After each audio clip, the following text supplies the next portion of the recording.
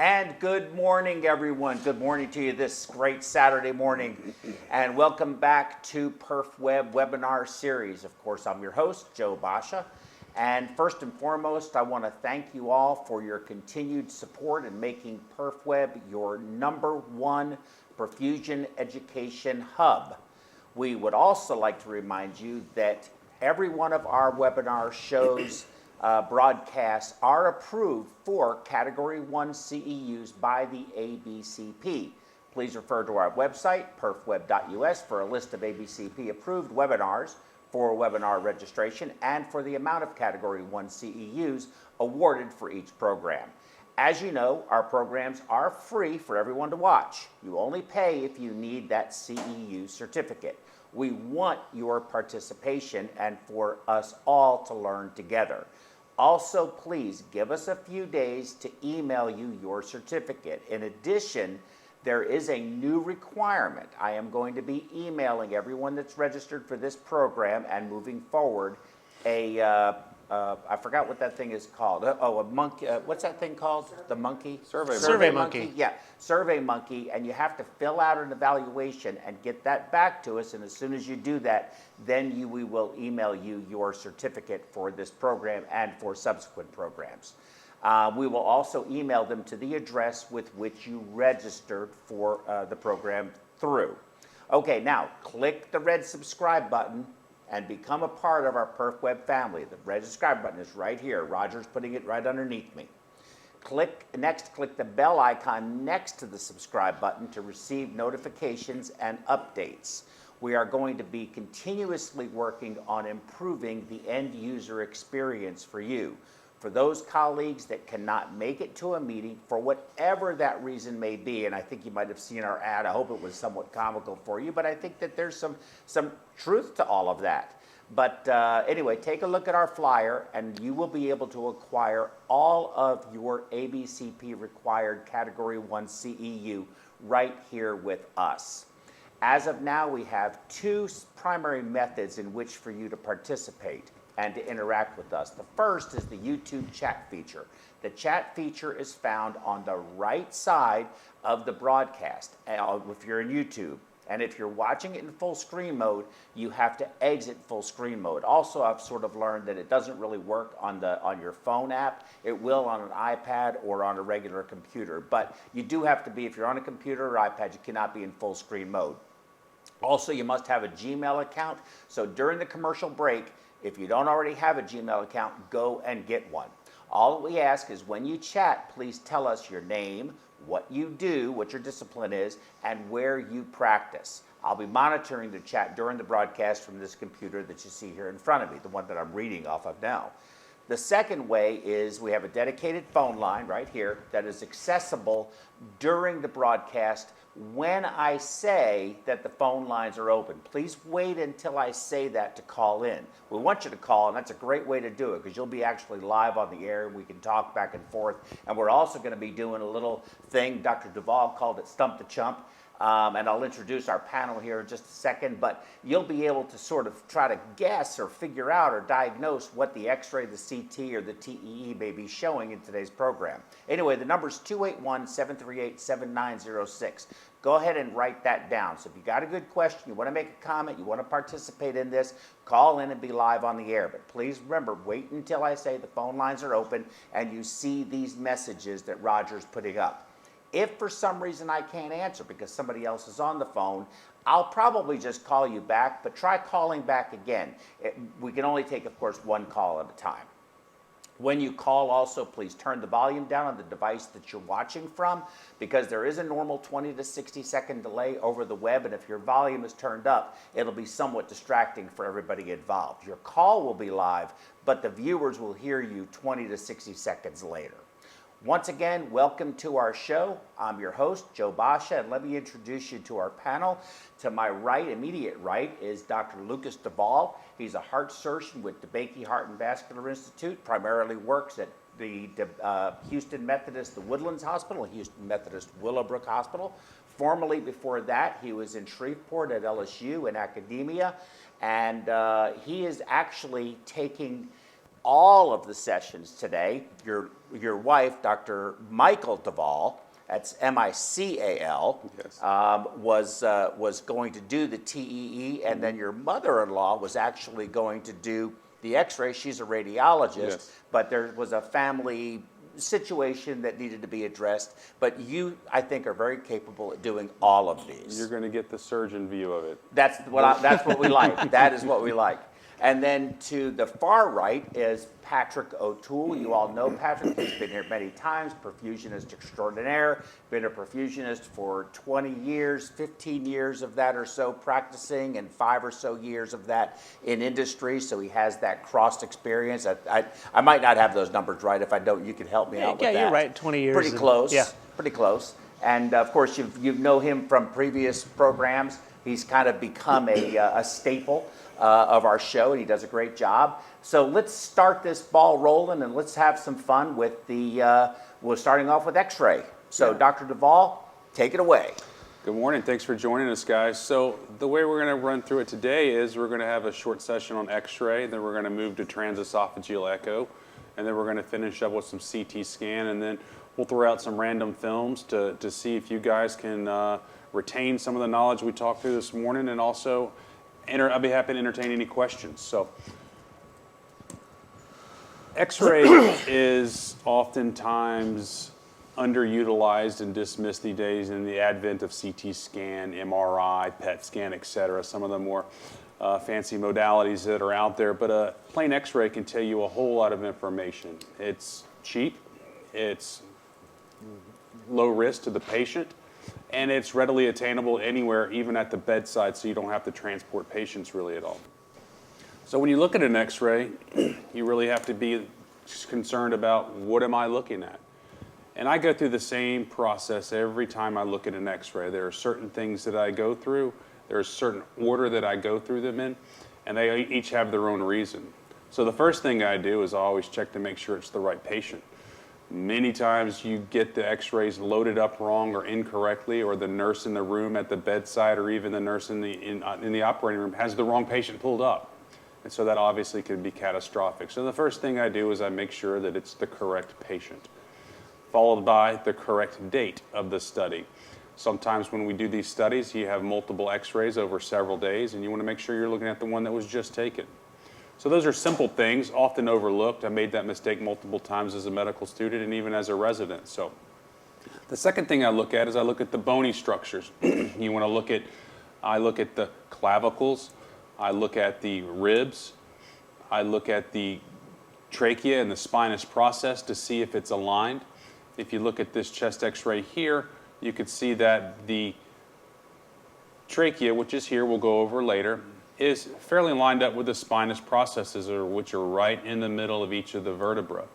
And so that lets you know that the patient is fairly flat. Oftentimes, if the patient is rotated in the bed, or if they have a bump under their neck or their shoulder in the operating room, it can skew the perspective of the film, and it can lead you astray in terms of what the true findings are. So those are some of the things that you look at when you look at the bony structures. We're never really primarily interested in rib fractures, clavicle fractures, unless perhaps we're going to put somebody on ECMO through a VV cannula through the neck, and you want to make sure they don't have a clavicle fracture or a displaced rib fracture causing an issue, etc. The next thing that I look at is I look at all the soft tissue structures. Obviously the heart, the trachea, the bronchi, the diaphragm, the stomach, soft tissues in the neck. Even out to the side, you can see subcutaneous air or emphysema out towards the scapulas. The last thing I finally look at are all the lines. And usually, you know, when I was initially starting doing this, I would just jump right in and look at the lines, because that's why you got the X-ray. We just placed a central line. We just placed an ECMO cannula. We just cannulated for bypass. We just put in a chest tube, things along those lines. And so the tendency is to jump right into that and start looking at the thing you just immediately performed.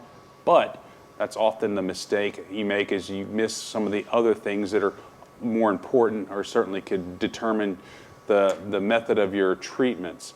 So with an X-ray, the soft structures, everybody kind of understands the bones. You know, you see the ribs, they're blatantly obvious, the clavicles, the spine, etc.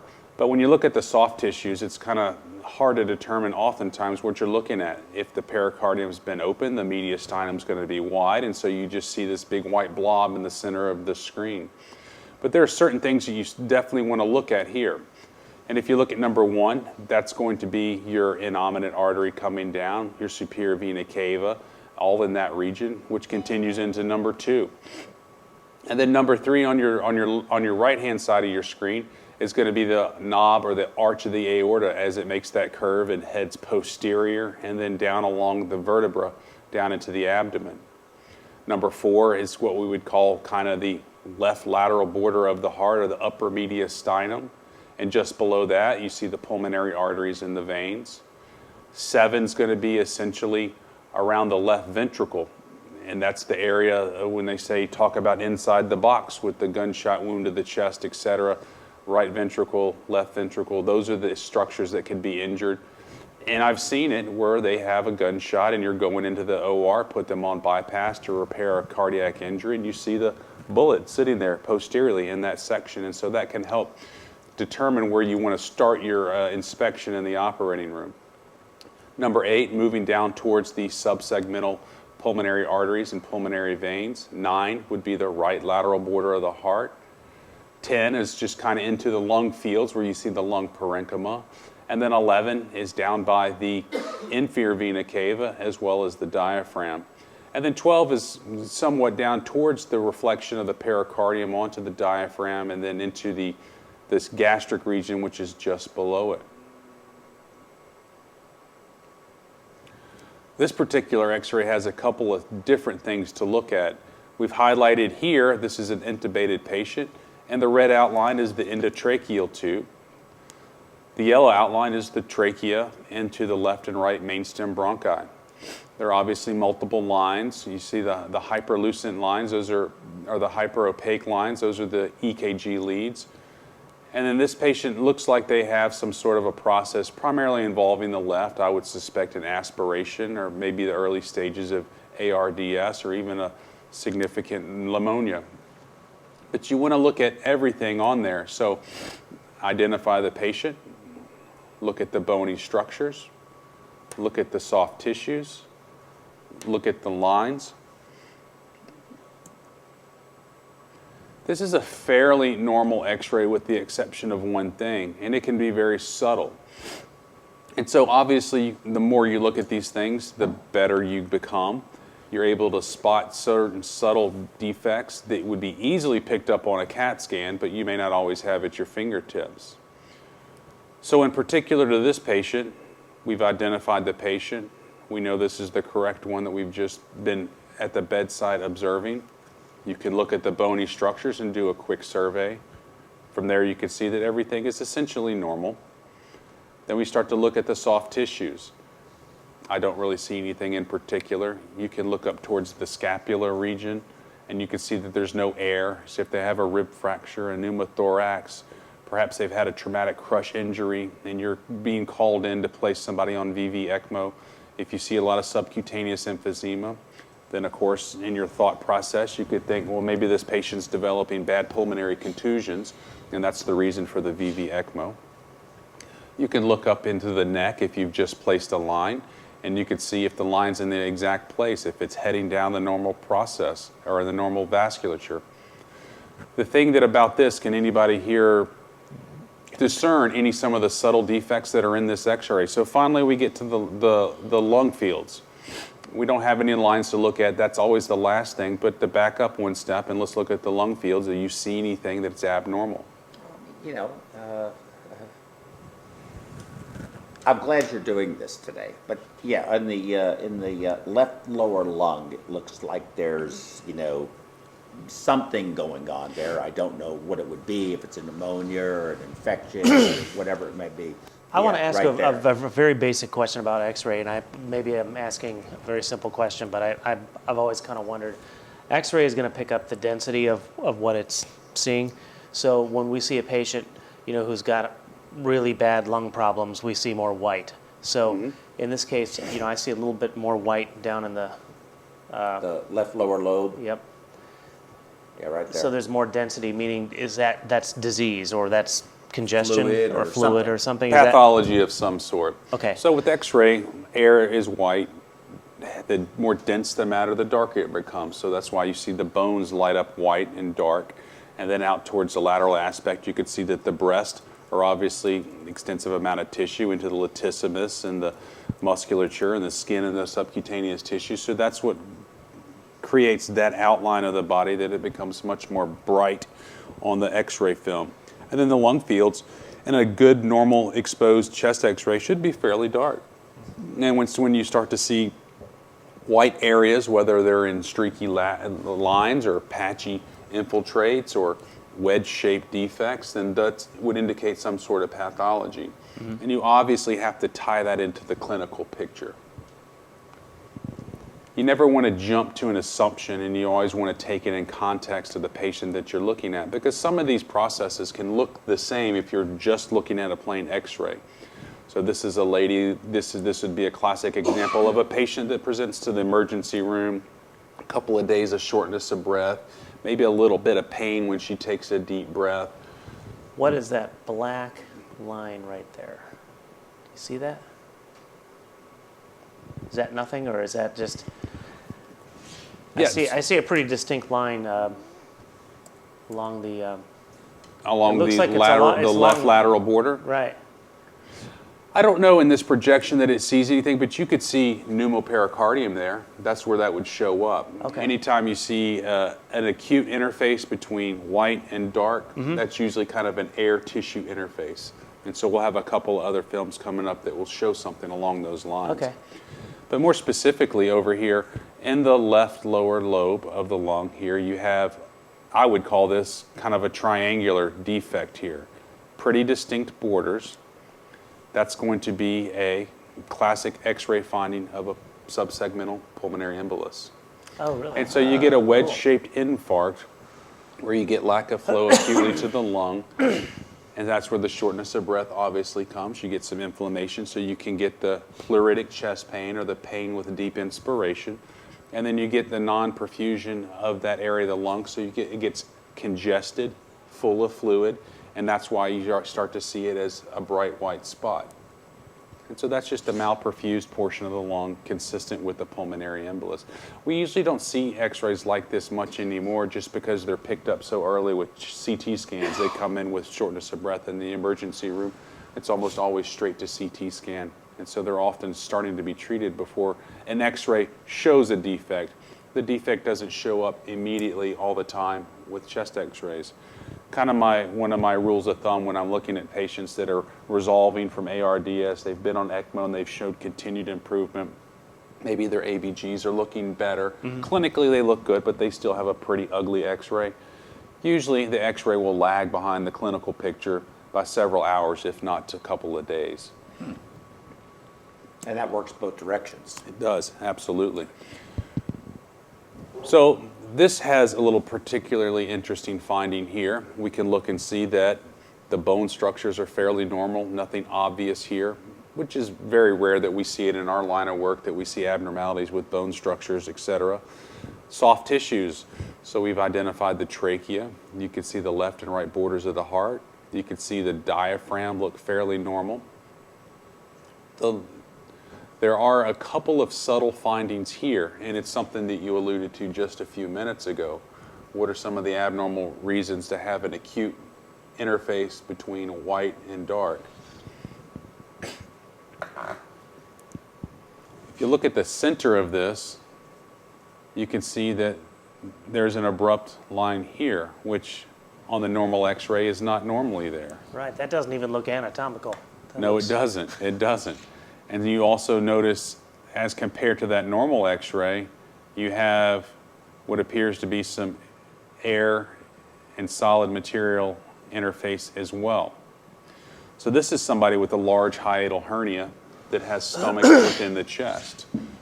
The hernia defect is going to be usually central in portion around the esophageal hiatus. The stomach has slipped up into the chest, and this is just an air bubble within the stomach.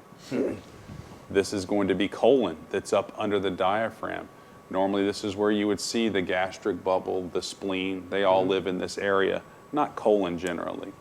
So that's one of the abnormal findings you would see with this. And this patient could probably come in with chest pain. They've been worked up for myocardial infarction. They've probably had a CT scan for possible PE because of the pain, et cetera. And they have a hiatal hernia. This is a little bit more consistent with what we see clinically with what you guys ECMO. do and what I do. ECMO. Can we get this guy off ECMO? Call Stephanie. Stephanie, she didn't approve my meeting. ECMO. This is what CEUs would obviously teach you to understand and identify. So Patrick, when you look at this film, can you kind of just walk through what you see? I'll do my best. I see a lot of problems with the lungs on both sides. I see the placement of EKG leads. I can't see the heart much. I can see a little bit of the heart looks larger than normal. Is that correct? Mm-hmm. Okay. That's about what I see. That's why I'm here. So going through the years of the academics that I did, you learn to identify issues when you're initially sitting down to look at x-rays, and it's just a matter of repetition. So the first thing, again, I would do is make sure it's the right patient. We can skip that, everybody knows. Bone structures look fairly normal. The soft tissue structures, everything looks fine. I don't see a hiatal hernia. I don't see air under the diaphragm. I don't see anything along those lines or signs of trauma.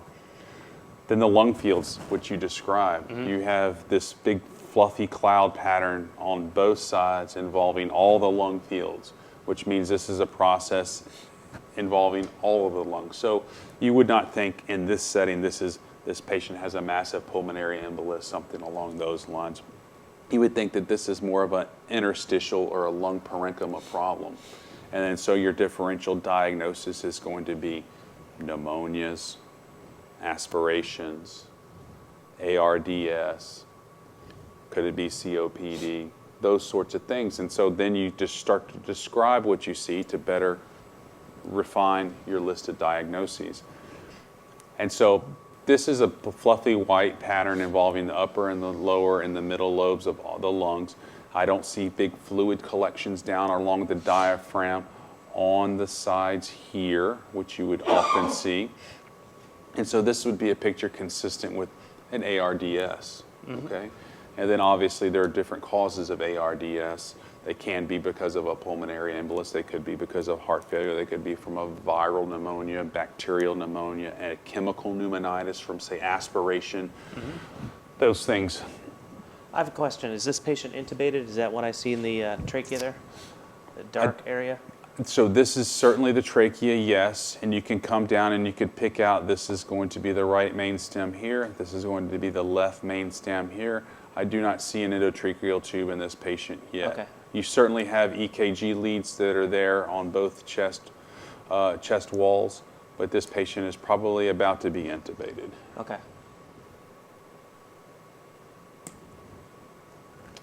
This is another representation of kind of what we just talked about, and it can show the heterogeneity of ARDS. And ARDS can begin in one side or one lobe and progress based upon the physiology and the anatomy of the patient, but it is a diffuse process generally. And so sometimes people could look at these x-rays and say, oh my gosh, this patient is in fulminant heart failure. They have congestion, and so their plan is to start aggressively diuresing this patient, which would be a delay in the appropriate treatment. So it can be subtle at times, and to the untrained eye, you can make a fatal mistake there. But this is classic ARDS, not pulmonary vascular congestion or an exacerbation of congestive heart failure.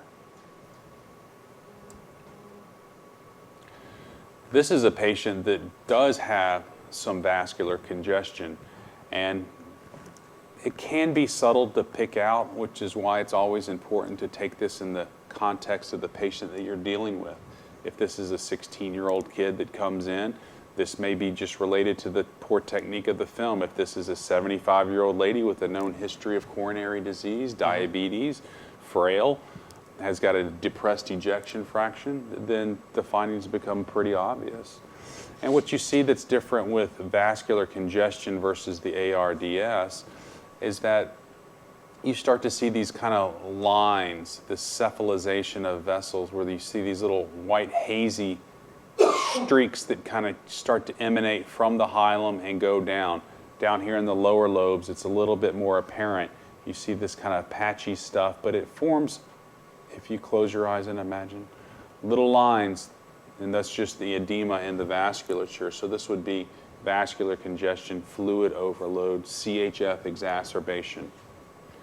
So if you compare, it's obvious in these. This is an extreme example of somebody developing ARS or a diffuse interstitial pneumonitis, inflammation, etc.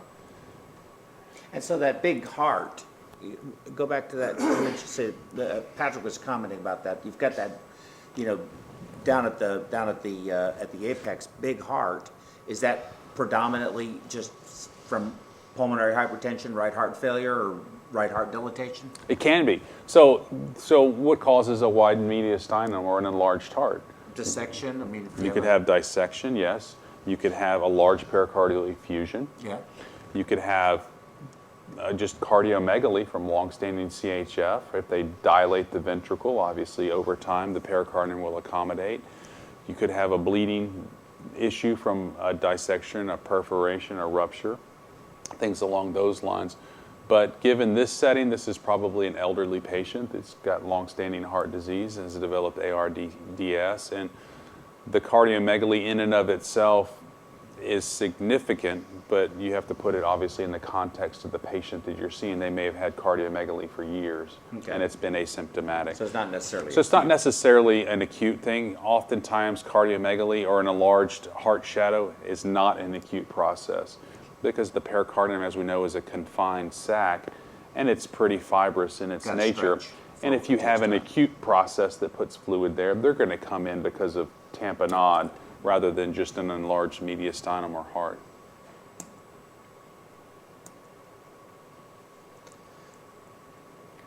The other thing I want you to notice on this film, excuse me, is that you have air fluid level here. Oh, fluid level. That's below the diaphragm. But the diaphragm looks flattened there.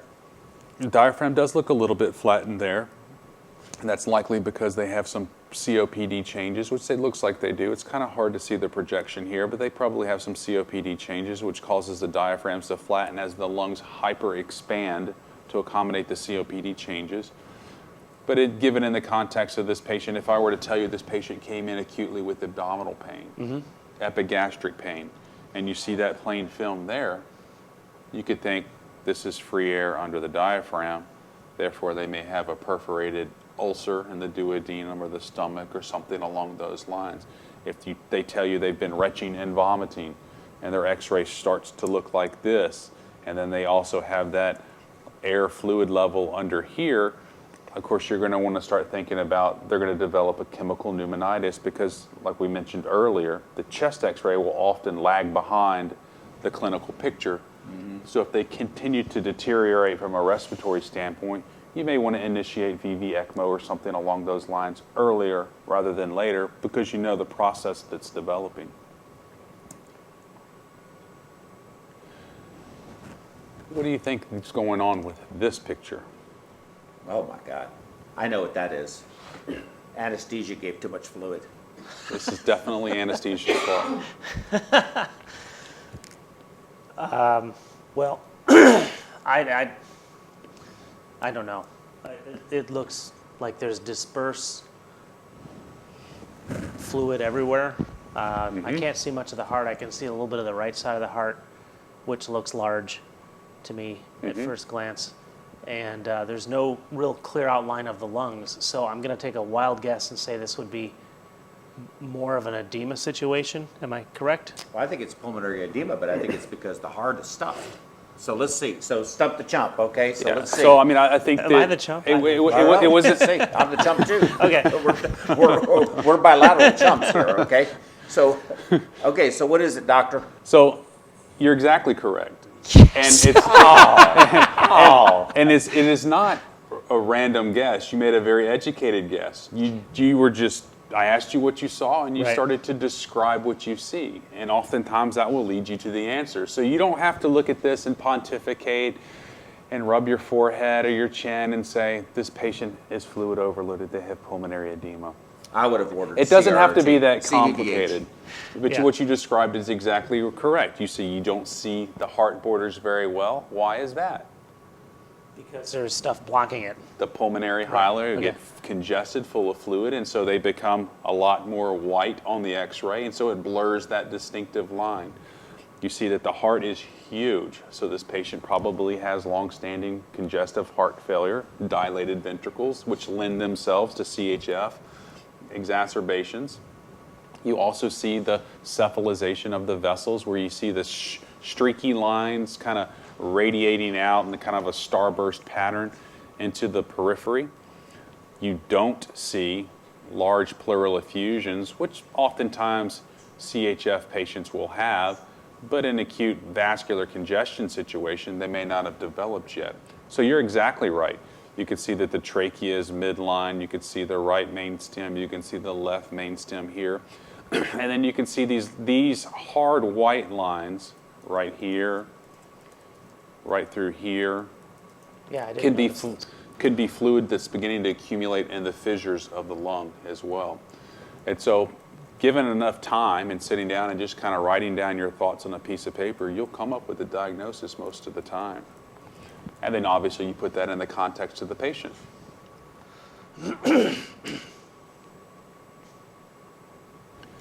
This one's a little bit different.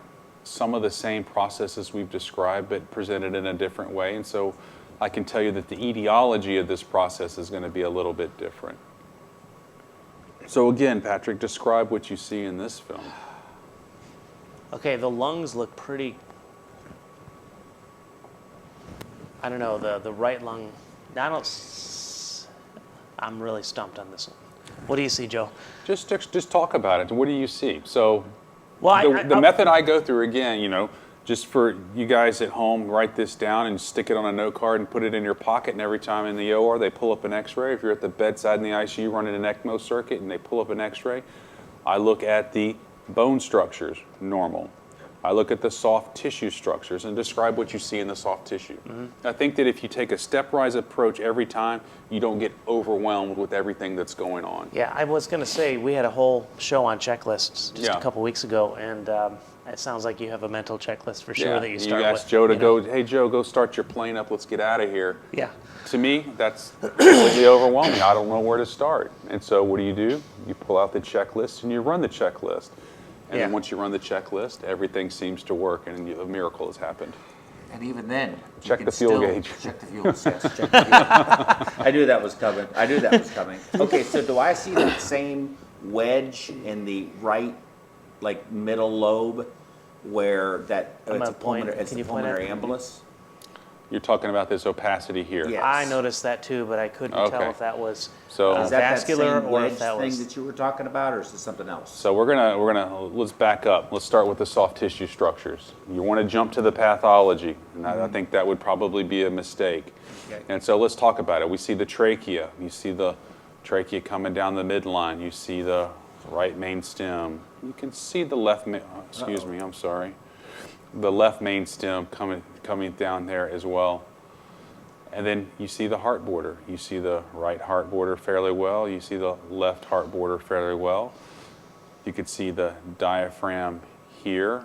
You can see it here just underneath the breast. This line here is just simply, you have the liver behind here, which is obviously a dense structure. You have the diaphragm, and then you have the breast.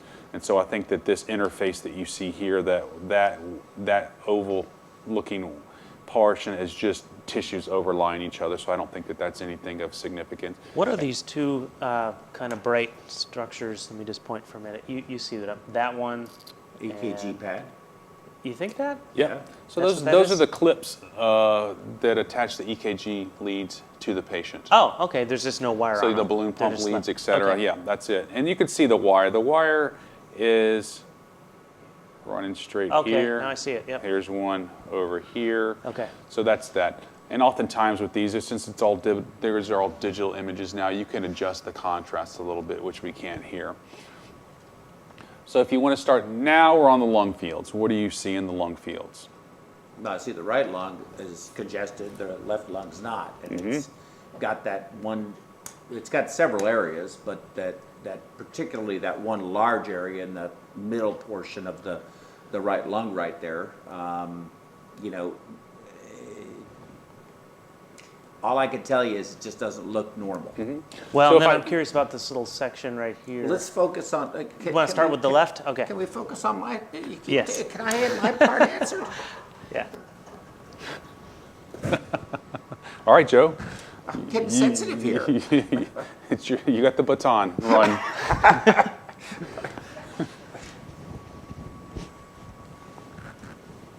No, I'm waiting for you. That's all I Oh, can you're tell ready you. for? Oh, you want me to give you? Oh, okay, Yeah. okay. I thought you were. It just I thought you were going to say doesn't something profound, and you're forming the words. No. Okay. No, I don't need to say anything else and show how little I know about this. I'm waiting for. No, I think that you're starting to accurately describe the picture that's going on. Obviously, there's a difference between the left lung field and then the right lung field. You could see it's a lot more radiolucent here, darker, meaning it's aerated, normal-looking tissue. And then over here, it's much darker, and it means that there's a process going on. If I were to tell you this is a patient that just got finished with a hard night of partying at the HET conference in New Orleans, and they were out on Bourbon Street till wee hours in the morning, they passed out on the floor and they got sick and threw up their last hurricane. They got short of breath and didn't feel well. They went to the emergency room because they were coughing, and they took that x-ray. Aspiration pneumonia. This is an aspiration. Yeah, this is kind of classically what you see. You see it on the right side. You see it preferentially in the upper lobe, which is that defect that you're talking about here. And then you have this diffuse process where your gastric aspirate causes an inflammation of the lung parenchyma. So this would be something along the lines of an aspiration, pneumonitis, pneumonia, something along those lines. See, you got it. You just talk about it. Just describe what you see, and the answer will come forth. So, but we put lines in every people, all the people, I mean everybody. We always do that. You know, in the OR, first thing we put when we put the patient to sleep, we put in central lines, and we don't use swans as much as we did in the past, but you know, patients with CHF, and you could see this patient has some obvious cardiomegaly, so they probably have a sick ventricle, low ejection fraction, maybe a valve procedure, et cetera. You're going to use a swan. And so the last thing that we always look at are the lines. We've gone through everything else. The lung fields look fine. They may have some effusions because they're in congestive heart failure, and you're going to repair the mitral, et cetera. But we float a swan, and you want to make sure that when you get to the ICU during transport, things weren't dislodged or moved, et cetera. You want to check your line placement. And so you can see the swan Ganz catheter coming in. This is going to be a right IJ approach. It's coming down the, what structure? SVC. SVC into the right atrium, through the tricuspid, into the RV, through the pulmonic valve, and into the left and right main pulmonary arteries. And so I'm going to flip back to kind of our x-ray that we had earlier. And so you could see where this PA catheter, if you remember your anatomy, you know where you're supposed to look for your lines. And so it comes down to anatomy and physiology. It's never more complicated than that. If you know those two things, you will be right 99% of the time.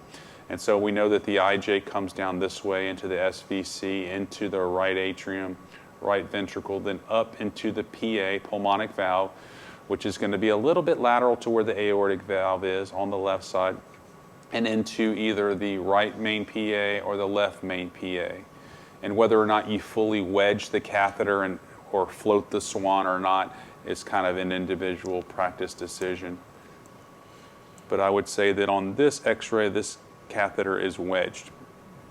It's in the sublobar branches of the pulmonary artery, and it's on the right side. So that's the last thing that we look at. This is another good example of an x-ray where the swan is not floated. You can see it's pretty obvious that it's sitting in the right main pulmonary artery. Other things that you could see is if they're intubated, you could see the lung fields, they look a little congested, a little patchy, etc. The diaphragm looks a little bit flattened here, and the heart looks enlarged.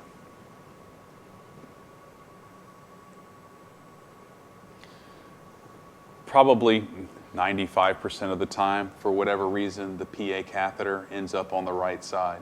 And so it can throw people off if they're not used to seeing it, or multiple films. It can go into the left. And I think that's just because if you look at the PA catheters, they're curled up in the box that they're delivered in, and so they have a natural tendency to sit that way.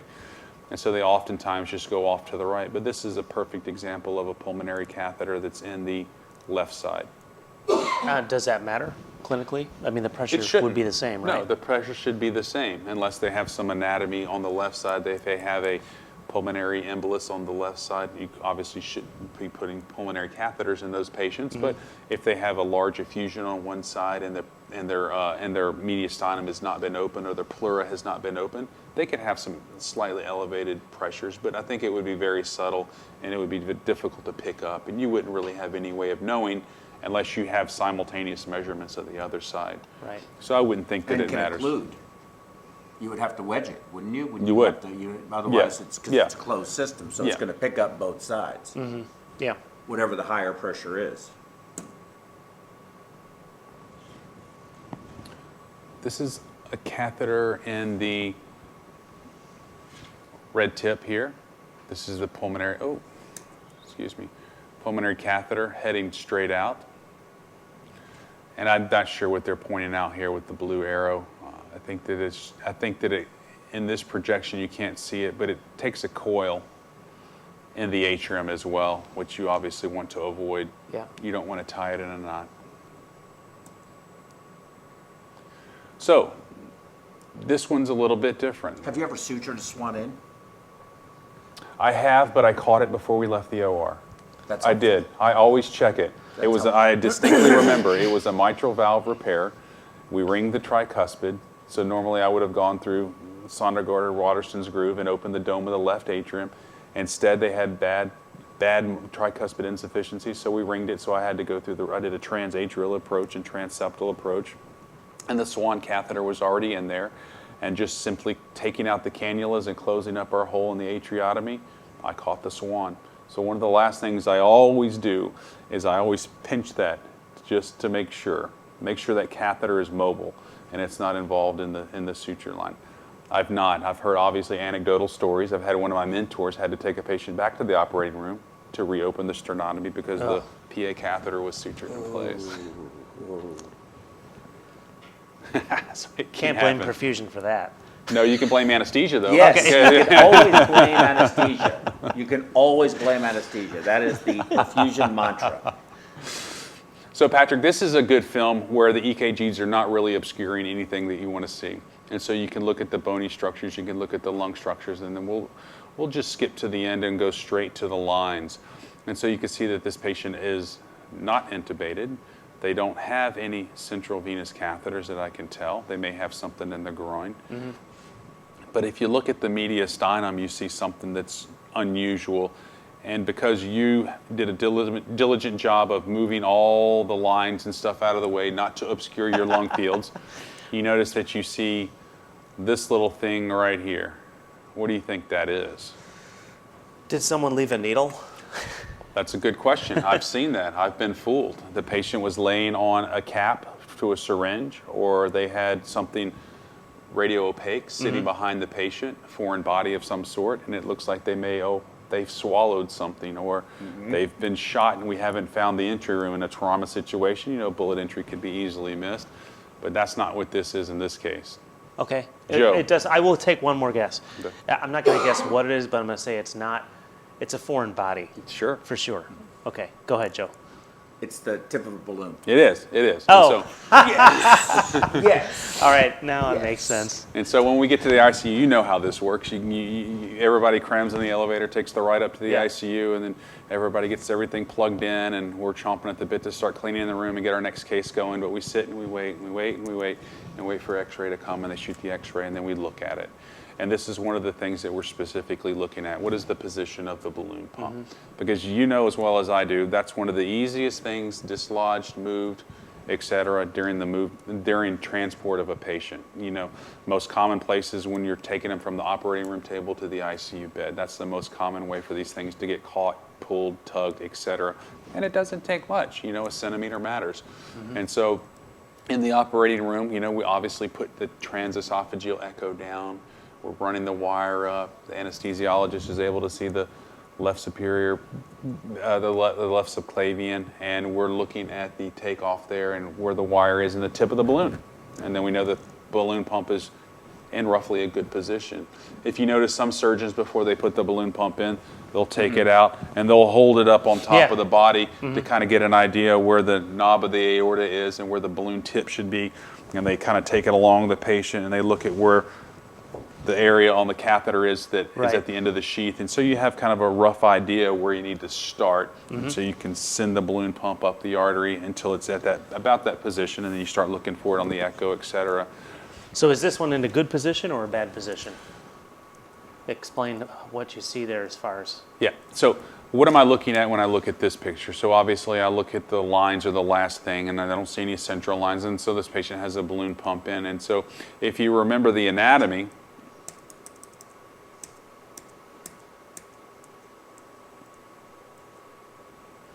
you have the number 3 is arch of the aorta, and the things that come off the arch, you have your innominate, you have your carotid, and then you have your left subclavian. And so the left subclavian is going to be the last thing coming off, the thing closest to the arch, the distal aspect of the arch over on the left side. And so if you close your eyes, you could see that vessel coming off here underneath the clavicle and down to the arm. And so obviously you don't want your balloon pump inflating and deflating at the origin of that, because you can cause some ischemia.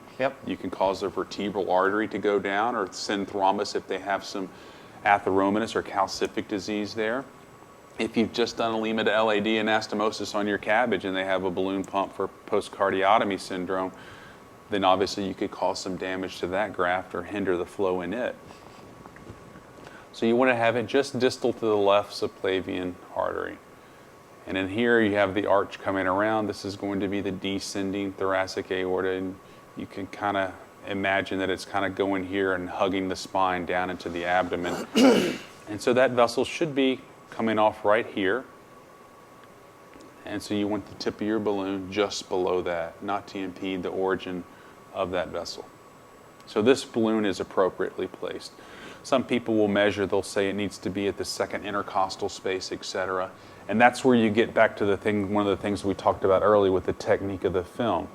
Do you see the spinous processes straight up and down along the spine? Is the trachea lined up with that, or is it off to the side? Is the patient laying flat and the x-ray is exactly 90 degrees perpendicular to the patient? Or is the patient slightly sitting up in bed and the technique of the radiologist or the technician is such that the projector is not exactly perpendicular to the patient? And so that can skew the way that it looks. So if you can imagine, if they're coming at it this angle, the patient is here, it's going to close those rib spaces, and it may look like the balloon pump's actually higher than it is, or the vice versa is true, or even rotated. And so you have to take all those things into account, and that's why when I go through the x-rays, I go in that exact order. Because if the bone structures look weird, or the spinous processes are not lined up, I've got that in my mind that when I start to look at the soft tissue, the lungs, and the lines, then that can affect what I see there. And so that's why I go in that order. Different people have different orders. If you ask a radiologist, they'll have their own specific way, but that's how I do it. Well, this lady looks like she's got, it looks like a lady. And, it looks like her right arm is up. She's got a pretty scrunched little neck. She's probably a little, she might be a little overweight. Yes, and that would be noted in the soft tissue portion of the exam. But yeah, this would be somebody that you would be concerned about their anatomy is a little bit skewed. But you know, I think this is a good technique. I think this is a good exposure, meaning you see all the structures appropriately. And I think the orientation of the patient is very good. The diaphragms are nice and even. The lung fields are fairly symmetric. You see that the trachea is essentially midline down the center of the spine.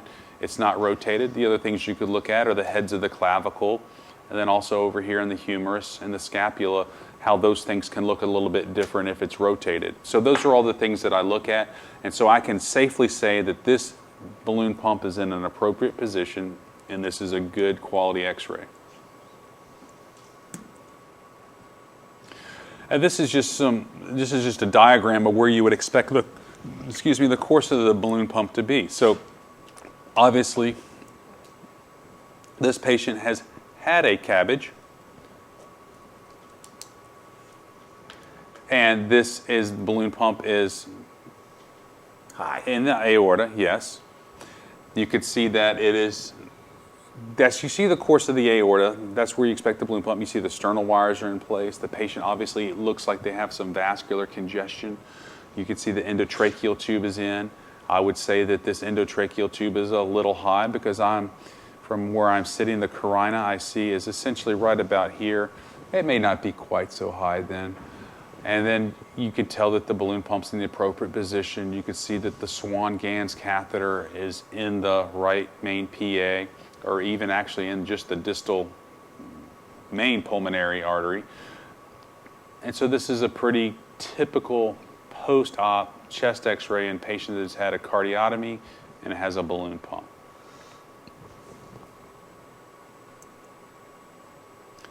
And this is just a simplistic diagram of showing you where the balloon pump should sit. I think important things to note on this is if the balloon pump is too high or too low, you start to impede upon the vasculature that comes off of the aorta. If it's too high, I think we talked about, it's going to be the left subclavian that's going to be interfered with. If it's too low, then you start getting into the visceral vessels, okay? If it's below the diaphragm, you have your celiac artery, then you have the superior mesenteric artery. So if you have a balloon pump that's placed inappropriately and it's too low and you're trending lab results for whatever reason and you see that their LFTs are going up or that their creatinine is worsening even though they have all other indicators of good perfusion, you can look at your balloon as one of the sources of the problems.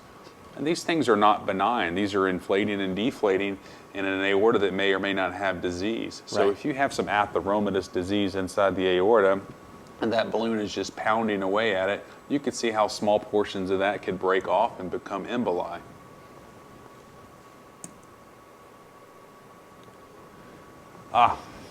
Perfect timing of this film. So this is obviously somebody who's had a cardiotomy. You see the sternal wires. You see the lines that are in place. This patient has a Balloon pump. pacemaker in. These are, Pacemaker. some leads here. And then this has a balloon pump. And so That's the tip. Where's the tip? Right where the arrow is? this is the tip of the balloon here. All right. But this would be a perfect example of a tip that is extremely low. Uh-huh. So this is probably somebody who's not used to putting balloon pumps in, putting a balloon pump Scared. in. Scared. And so this would be somebody, this balloon pump may actually be inflating and deflating well into the iliacs. Wow.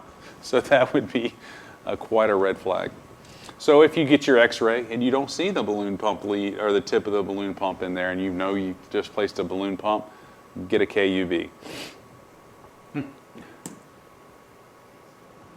Another example of a balloon pump that looks to be appropriately placed. This one's slightly different. This is a little stump here. So See if anybody's going to ask on here. I'm going to put it on here. I'll put it on the chat. What do you think? So anybody at home dialing in? Roger? Hey, you want to open the, send a message out over the phone lines? Let's see if anybody wants to call in and guess at what the problem is with this last x-ray. So it'll take about 20 seconds or so before, and I'm watching it here, so I'll know when the people at home actually see the message.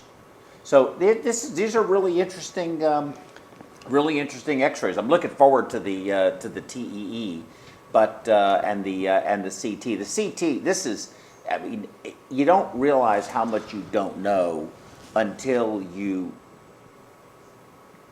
learn what you don't know. It's just, x-rays, you see them all the time. So while we're waiting for this to come up, and I'll monitor it here, I did a case, and I know Dr. Chuck DeCourty is probably not watching this program, but maybe I'll send a link to him and he can watch this another time or later, because we always put all of our videos on YouTube permanently after the programs.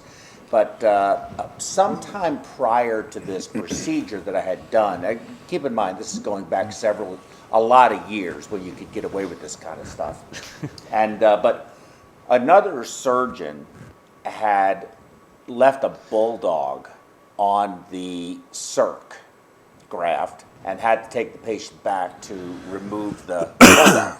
And as you could well imagine, it was the talk of the town. It was the talk of the town.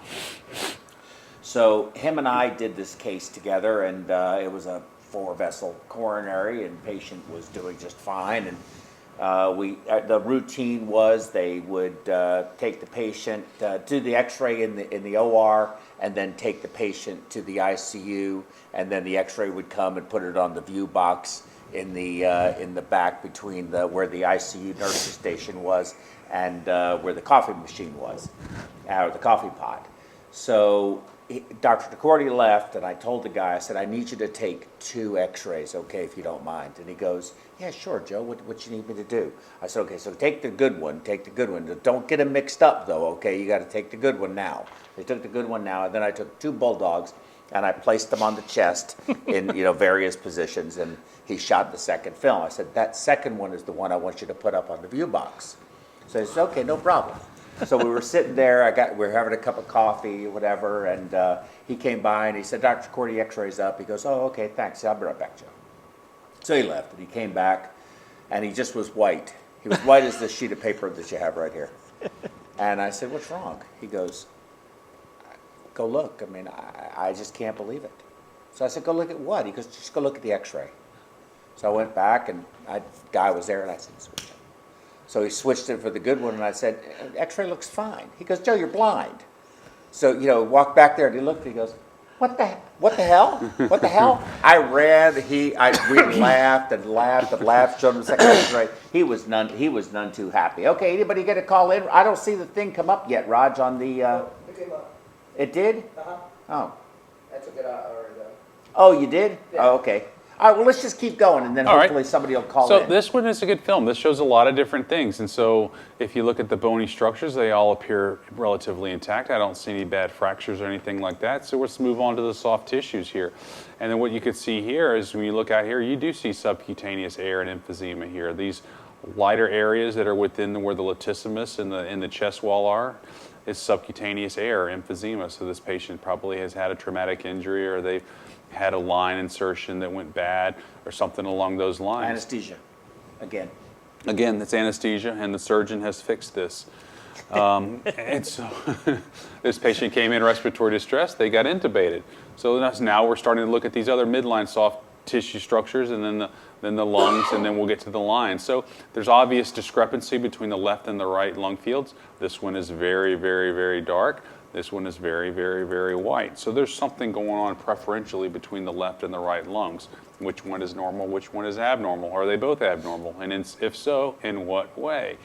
You could look at the endotracheal tube as it comes down the midline. And this patient, you could tell, is a little bit rotated. This is the trachea, but it is off the midline, so this patient's head is likely turned towards the left side. Or he's also slumped down in the chair a little bit, or the plate behind the patient for the X-ray is not situated appropriately. So this is marginal technique. You also can't see the lower portion of this lung field here, so this film would be insufficient from a technical, classical sense of being a good film. But you see the endotracheal tube coming down, and then all of a sudden it takes a hard left turn into the left main stem. So this patient is left main stem intubated. That's why you see all of this here, and then you can see you don't see any lung markings over here. This is fairly dark and therefore full of air, and you don't see any lung markings whatsoever. So this patient has a pneumothorax on this side. This is a chest tube coming in here, but this lung will never re-expand until anesthesia gets the endotracheal tube out of the left main stem and starts oxygenating the right side. So a lot of different findings on this one. But if you go into that stepwise manner, you can start to put the picture together. You can imagine if you're a radiologist sitting there in a little dark room with your cup of coffee and your little, your mood lighting and everything like that, looking at X-rays, you can start to figure out what's going on with this patient just by looking at the X-ray, going through these steps every time the same way.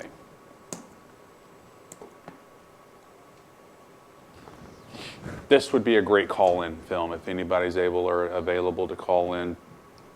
Describe what you see here. This is worth bonus points. People don't want to, they don't like to call. They get nervous? They get nervous. Okay, well, let's They put do. Patrick on the We've spot, got see all if he these gets nervous. people- We have all these people. Somebody call in. Okay, Patrick, Are you're the on the lines spot. Yes, I open? like putting Patrick on the spot. You're supposed to say the lines are open to call in. The lines are open to call in. Long-time listener, first-time caller.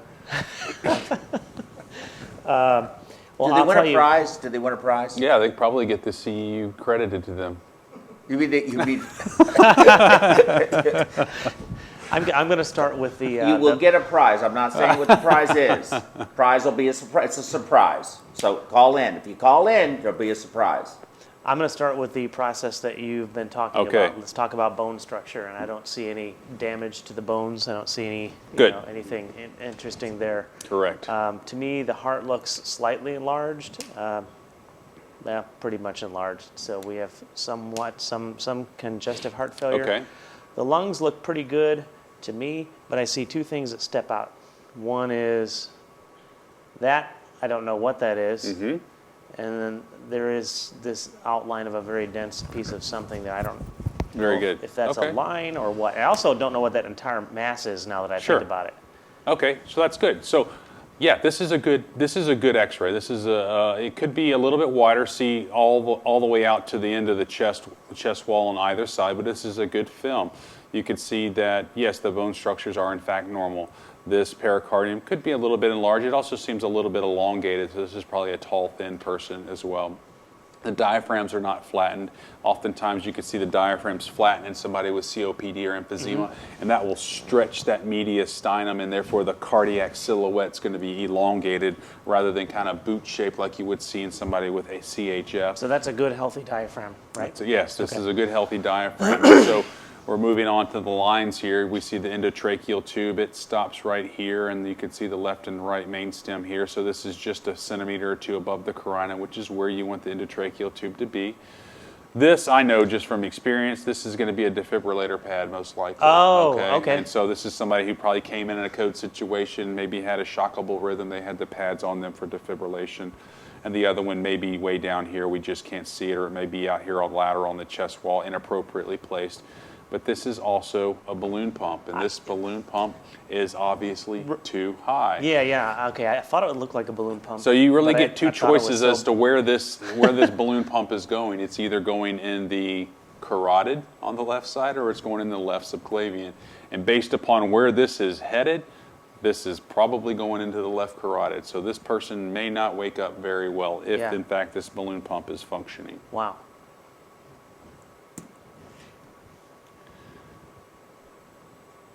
Second verse, same as the first. What do you see here, Patrick? Is this a pediatric? This is a X-ray from posterior. All right.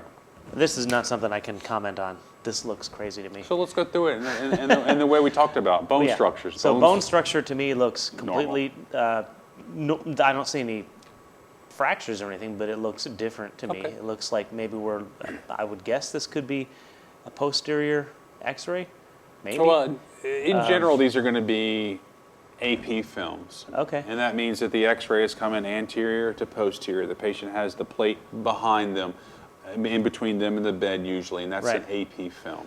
Okay. So the things that jump out to me are that we definitely have a difference between the right side and the left side as far as the density. So, but it doesn't look like a lung. I see no outline of a heart at all.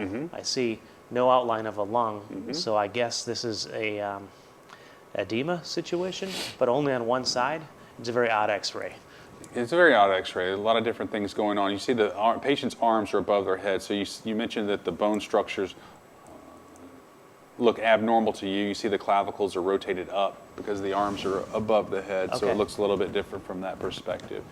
You can see that there's obvious difference between the left and the right lung fields. This lung field on the left side is nearly completely opacified. That's either lung tissue or it could be the heart as well over there. And then on the right side, you see not much of anything at all. You see some lung markings up here in the upper portions. And then so we get to the lines. We don't have any central lines. These are going to be EKG leads. But you have the endotracheal tube that goes all the way down Okay, too into far. the right side. So this Okay. patient is right main stemmed. And this could be a tension pneumothorax from a massive pneumothorax caused by either they primarily came in with that, or oftentimes you could see that if they get right main stemmed and you have a respiratory therapist or a resident or a med student that's very aggressive with the bagging, you could cause an iatrogenic pneumothorax. Mediastinal shift because of the tension pneumothorax, and so you don't see the heart border here on the right side because all this is such under such extreme pressure and tension, everything is on this side. Okay, so the corrective steps would be, number one, do a needle decompression or an emergency chest tube to this side to relieve the tension, and then withdraw your ET tube to better ventilate and oxygenate both sides. And so this can be completely collapsed, or this becomes opacified from mucus plugging, etc., which causes the consolidation in the left side. And this is the one that you're going to be primarily trying to tease out when you're in the ICU. You've got your patient in from the ER, from the OR, you've initiated ECMO, and you have your venous cannula in the IJ. Now, these next two films are actual films of Patrick's patient. Yeah, I was Patrick trying to. sent me this one and the next one, these two X-rays. So it's so go ahead. But I want to let you This know picture these is why are we actual started cases. this topic. Yeah, this was because the I realized nidus I for this can't whole read these very Started well. this whole thing exactly. Yeah. And what am I looking at? And if you're not used to looking at these, or if you don't have a systematic way of looking at this thing, this is a very overwhelming picture. You have no idea what you're doing. This is kind of a Where's Waldo? You're trying to tease out some things, and you're going straight for the gold, but you miss all the other glitter that's around it. So this is obviously an intubated patient who's been initiated on. We know that the patient's been on ECMO, and so the important things when you know all this, you're not trying to guess what's going on, is how are my lines and my cannulas, okay?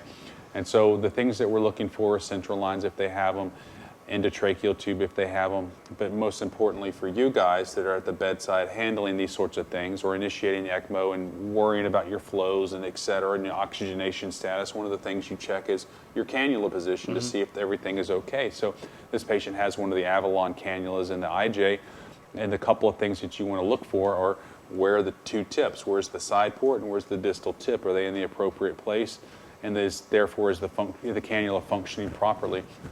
So And you where can is see the here. atrium? That's what I want to know. Yeah, on that's this exactly picture. right. And so if you don't know the anatomy, then you don't know what you're looking for, and you don't know what you're looking at. So you can see in this picture, this is the knob of the aorta coming up and coming around. This is the left heart border. This is the right heart border coming down this way here.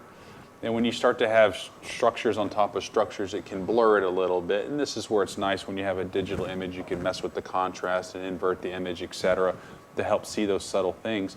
But you can see that this is the Avalon cannula coming in down here. It's in the right IJ, you know that because you put it in. And then you advance it over a wire with either fluoro or TEE, so you have it in the right position, so you know it's coming down. So you know that this is the superior vena cava here, coming down. And where the vena cava meets the heart border is usually the right atrium SVC interface, okay? And so you know that it's coming down, and what you want to look at with this Avalon cannula is you want to make sure that that tip of the cannula doesn't take a hard left turn into the atrium or into the right ventricle, because I have seen an RV perforation from this type of cannula before. And so you want to make sure that That's catastrophic. Yeah, yes, I was thinking that would be patient bad. did not survive. And so you see the tip of you see the outline of the cannula coming down, and it's going into the IVC here. So generally, if it's going to go into the atrium and into the ventricle, that's going to happen up in this upper portion here. Okay. Now, is the IVC on an X-ray like this going to be inferior to the dome of the diaphragm, or is it going to be above? I mean, I'm assuming, of course. Well, I'm not assuming. I mean, I know the liver is right there, but you know, how far down to that diaphragm, or does it need to be below it to really be certain you are really in the IVC and not just at the right atrium? Because that cannula is so placement dependent in order for it to work properly. Sure. If you're right at the IVC atrial junction and really not, at least a centimeter or two, a couple of centimeters in the IVC, it's really not going to be an effective cannula. Yeah, you're exactly right. And so you have that's where you put it in the context of what's going on with the patient. Are you having good flows? Do you have good cardiac output? Are your O2 saturations looking good? Are the ABGs consistent with appropriately functioning cannula? Are you having problems with flow, chatter in the lines, etc.? And if you're having those things, then yeah, you could have an inappropriately placed cannula. The other thing about the Avalon cannula is they also have the side port with the marker that you can see as well. So that should be roughly at the right atrium SVC junction, and then the distal tip should be further below, well below. Now, whether or not the diaphragm or the tip of the cannula should be below the diaphragm or above the diaphragm depends on the technique of the film, also the habitus of the patient. If they have flattened diaphragms, it may be pushed way down, the mediastinum may be elongated, and so that IVC is in fact above the diaphragm on that x-ray. We know that it's within the pericardium and it's onto the side, and the diaphragm comes around medially and at that area, all at the confluence of the area. So it may or may not be under there on the x-ray. So let me And ask you generally it this. is. If with that Avalon cannula or catheter, I guess it's a combination, it's both really. If it were not far enough in, if it were not in the IVC and it were in the atrium, would you expect there to be a deflection versus it being, looking like it's really straight down? I mean, would it come up and sort of become more angular, or would it just sort of sit like this above the IVC? Because if you first put it in, yeah, we sort of know whether or not it's working, but the first thing we're going to do is, is the oxygenator working? And if we're getting, I guess we could do a venous saturation and see, but even then, the cannula is still going to have some recirculation to it. The real question is there a way radiographically to confirm, or do you need to do a TE? Is it just going to require this is good to give you a general idea, but it's not going to be specific enough and to confirm that it is actually where you want it to be? Well, I think that TE ultimately is the best confirmatory study, and that's because you can tell under echo where that jet is entering the right atrium, or if it's entering the right atrium. Is it slightly above? Is it slightly below? Is it posteriorly oriented, etc.? And so the TE is very beneficial from that standpoint. In general, putting these catheters in, I think you can put the catheter in and initiate ECMO with this cannula without having an echo. And one of the reasons you would know that the catheter is in fact going distally and not sitting right at the atrium, etc., is you have your guide wire in place. And when you advance that catheter over the guide wire, you could see that the guide wire is not going into the atrium and into the ventricle, right. It's going down the IVC. That's right, because you have to have that guide wire in first, and because you can see on the x-ray, you're going to put a fluoro. Fluoro, sure. So you're going to have fluoro when you put it in. So you're going to know it's in deep enough. Okay, well that's Or true. if you're putting it in at the bedside and all you have is a static x-ray image, you can always just move the plate a little bit lower and shoot a KUB, and you'll see that wire below the diaphragm in the IVC. Yeah, I worry a little bit about that cannula. I don't. Do you have any experience with the Protect Duo? Have you seen that one? So it's a cannula that Tandem Heart had, that they were selling with their system, and now LivaNova just bought Tandem Heart or Cardiac Assist or whatever their name was. They have different names, but it's a cannula that goes percutaneously into the IJ and into the pulmonary artery. So it drains from the right atrium and returns to the pulmonary artery, essentially eliminating this recirculation phenomenon. Now, it's a little bit smaller, but that's a 30, that looks like it's a 31, it probably is a 31. This is down about an 18. So you don't get as high a flow. That cannula there, you can flow 5 liters all day long. This one, you're probably going to be lucky to push 3.5 or maybe 4 tops, but you have zero recirculation. So, do you have any thoughts on which you think? It sounds like that catheter is probably a little bit more finicky to place initially, and it could be fraught with other disasters. You've seen issues with floating something as simple as a Swan. Yeah. And so pushing that big catheter through maybe a big dilated RV, et cetera, could be quite difficult. I think the Avalon's a great cannula. I think that the key is just the placement. If you can appropriately place the cannula, it probably will provide adequate VV circulation for 99% of your patients. Just that one catheter alone that needs VV ECMO. Yeah. But there are some nuances to placing it, as you know, as with all these things. And the hardest thing usually is just the logistics of getting the people at the bedside and coordinating all the different players that need to do that. Do you need a cardiologist, or can your cardiac anesthesiologist do the TEE?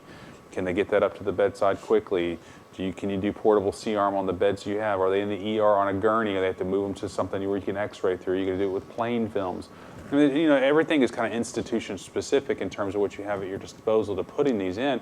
But I think that if you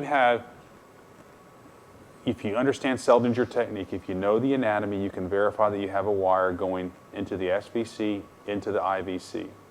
And you have a good plain X-ray where you can delineate the cardiac anatomy or the mediastinal anatomy, the SVC, IVC, heart border, etc. And then you have somebody that's proficient with putting these cannulas in. You could get it in and initiate ECMO and be okay. And then if you're having problems, I think then you could call on different modalities like TEE or even fluoro or something along those lines to better position it. But I think to initially place one of these things, all you need is a plain X-ray. All you need is a plain X-ray. Well, you know, I mean, I don't mean to sort of be moving the topic away from X-rays to ECMO, but I talked to a fella in Denver, and he was telling me that, and that's at altitude, that they're rotating the cannula, the Avalon, 180 degrees, and instead of having the jet going towards the tricuspid, they have it essentially going up into the appendage. And he says that they're getting much better saturations that way than trying to, you know, finagle this thing so it's actually pointing where you think it's pointing. He said it's not worked for them, and they've just gone to reversing to 180-degree rotation and having the outlet going up towards the appendage. And he said that it's working much better for them. I thought that was odd. No, that's interesting. I can't really think off the top of my head why that would be better. I don't know how it would be inferior. I mean, you know, as long as you're delivering oxygenated blood into the right atrium, you know, you're efficiently providing VV ECMO. Yeah, I don't know why it would be better either, frankly. But I mean, that's what he told me. And then my last little vignette, you know, sort of caveat to talking about this cannula is we were changing a system. And we changed all the lines all the way up to the cannula, and for some reason I disconnected both lines at the same time, and then took the one of the lines out of the access or the return, but I forgot which one was which because they're not marked, and there weren't any more caps on them with color codes. So we had to look it up on YouTube to see which was which, and then I connected it and everything was fine. But just so you know, if you do change one of these cannulas out, change one at a time. I have one. I've always wished that the Avalon cannula had I think there's another X-ray too of the same one that he sent me. Yeah, there it is. Ah, That's yeah. the same So one. this is a close-up. Yeah, this is nice. So it's hard to see, but there. Excuse me. It's hard to see here, but there should be. There's a little marker here where that side port is, and it's hard to see on this projection, but that's what you would be looking for, and that should be, you know, as you come down, the SVC is here. You can see that this is the heart border here, and over here on the right heart border, it's primarily right atrium, and then it goes into the IVC. So if you have that marker, you know, kind of really from about this area down to about this area, you should be in the ballpark of the right atrium and then aiming it towards the tricuspid. Could we rely, I'm sorry to interrupt, but could we rely on the diaphragm as a marker and say we want to be, you know, one rib above the, yeah, at least one you rib can, above the diaphragm? but again, it goes back to the technique of the film. Right. You know, if What's the angle and all that? The angle and all that sort of stuff. But if you have a reliable AP film that is at a 90 degrees to the patient, and you look at that and you see that the clavicles are not, are equal and symmetric, the spine is midline, this is a good film. You can see that the spinous processes are basically straight down the middle, all the way down here, you know, and so this spine, as this patient is not rotated. So yeah, I think that you see the distal tip here. You have the diaphragm coming down this way, and it ends roughly in this area. And then you see the distal tip of the cannula See, here. that looks deep to me. So this may be a little bit deep. It just depends on this patient has an elongated mediastinum, things along those lines. If you're having good flows and oxygenation, I would probably leave this cannula alone unless you're having problems. And if you're having problems, before I start to mess with it, I would probably drop down a transesophageal echo probe to verify that your jet is heading towards the tricuspid. And you have no problem with, I mean, of course, we try to minimize our anticoagulation now. We keep the PTT, the APTT 1.5 times baseline. But, you know, how do you feel about doing that, putting a TEE in with the patient on some level of anticoagulation? Any problem with it at all? You know, I've not really seen that. I mean, unless you know they have a pre-existing condition such as esophageal varices. Maybe, I mean, I saw a guy in the clinic who had a neck dissection and some radiation to the neck for cancer. That would be somebody I would be very leery of putting one down. If they've had known strictures or things along those lines, if they have a certain medical comorbidity that would complicate that. But I think that necessarily putting it in with an experienced anesthesiologist or cardiologist, I don't necessarily have that problem because the patient's already intubated. So there's only so many places that could really go unless you get off into the sides, into the subglottic space and the vallecula and things along those lines. You could cause some injury, sure, but you can also do it under direct laryngoscopy because the patient's asleep and intubated and sedated, and so you can actually just stick a laryngoscope in there and directly insert it. Okay, very good. Okay, so we have, believe it or not, we have 34 people watching right now, and nobody's calling in. I don't know why. But, Roger, I think what we're going to do is take a short 5-minute break maybe and get everybody a cold drink or another cup of coffee or whatever your preference is, depending on what time zone you might be in, and use the restroom, get your Gmail account. Maybe that's the problem. And we'll see you back in 5 minutes. Okay, Mike.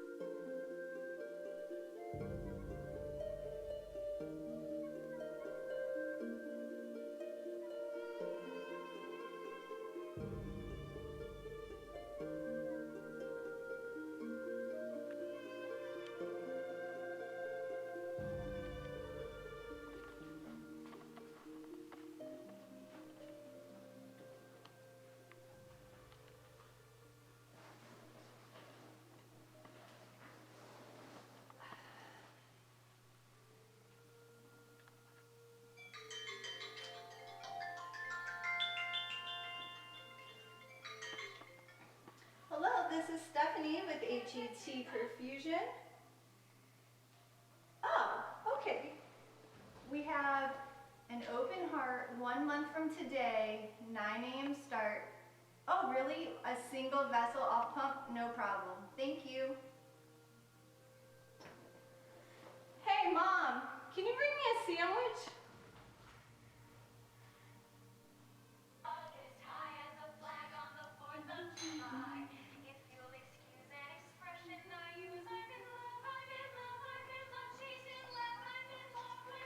Oh, thanks, Mom. You're the best. You having a rough day, baby? Oh, working for HET.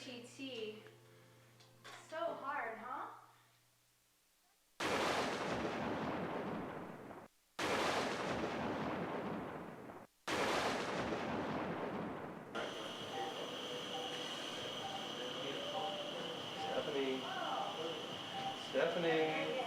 Stephanie, go on the pump. Okay. Is that better? I'm like smiling now.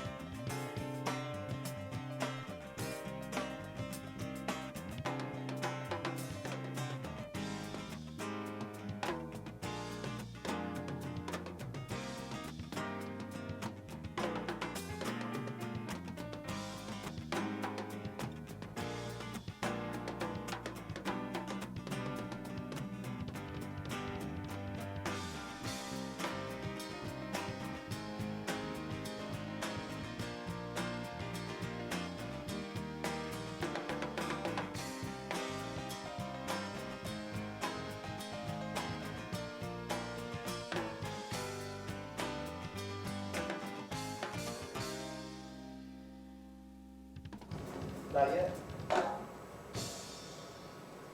And welcome back to the program. Our next segment is going to be on TEE, but first, please, if you haven't already done it, hit that subscribe button. Also, hit the thumbs up button and like us on Facebook, please. Don't forget to do all of those things. Also, if somebody will just call in, you will win a new, look under your seat. There'll be a new car. We're going to go full Oprah, okay? On to TEE. Don't forget to pay the taxes. We see this all the time in the operating room. We see TEEs. Look, I've been watching it for a lot of years. I kind of know what's going on, but I kind of don't know what's going on. I think there's obvious, and I think there's subtle, and I feel pretty good. I'm going to learn a little something here that's going to make sense of all of this for me, so I better understand it. Dr. Duvall? Yes, welcome back, welcome back. And when you get that free card, don't forget to pay the taxes on it. You are That's liable right. for that. You even though have to it's- pay the taxes. That's right. Patrick will do that for you. So we'll talk a little bit about transesophageal echo. Obviously, this is something that is heavily relied upon in the OR. It doesn't really matter which cardiac procedure. Transesophageal echo is essentially, I would consider, kind of standard of care at this point. And so whether that's a 2D, standard 2D, or whether it's a 3D echo, that's depending on what procedure you're doing. But a 2D echo is pretty widespread and readily available everywhere. So the premise behind that is it's ultrasound. It's a probe that goes down through the oropharynx into the esophagus, and then based upon where you position it in the esophagus or advancing into the stomach, will determine on what structure you're looking at. And it's basically just a long tube with an ultrasound probe on the end. It can flex, it can extend, it can twist, it can rotate. And so it can give you any number of different anatomical views from within that area of real estate, depending on what you want to look at. So on the screen here, we have what is essentially echocardiogram with a probe in the esophagus into the stomach and into the antrum of the stomach. And it's looking back towards, flexed up slightly towards the left ventricle. So you can see, based upon where that echo probe is, what structures you're able to look at. So from there, you can slide it back and forth along the base of the RV and LV to get any number of views. If you're looking at the mitral valve, you'll obviously pull it back closer towards the esophageal hiatus and almost back into the esophagus itself, or push it down further in, and you can get almost all the way out to the left ventricular apex. You can see the superior and inferior vena cava. I know that you guys have waited patiently while the surgeon tries to put the retrograde coronary sinus catheter into the coronary sinus, and the anesthesiologist is frantically trying to give the appropriate view. Those sorts of things are kind of advanced techniques, so to say, but they do work. So I have a question about this, though. I assume the depth of field is adjustable, and that they can, because how do they know how wide the areas that they're looking at, Sure. how deep, and then can they adjust that? Yeah, they can. And so based upon the frequency of the sound waves and also the depth of penetration or the strength of the signal, you can look something very shallow, something very deep. And so there are a lot of different ways to change exactly what you're looking at. Because, you know, obviously the heart is a 3D structure. Yeah. It's got depth and it's got rotation and orientation. And depending on the patient's body habitus and the rotation of the heart, is this a big, huge left ventricle that's dilated out? Is this a very small one in a fairly normal patient?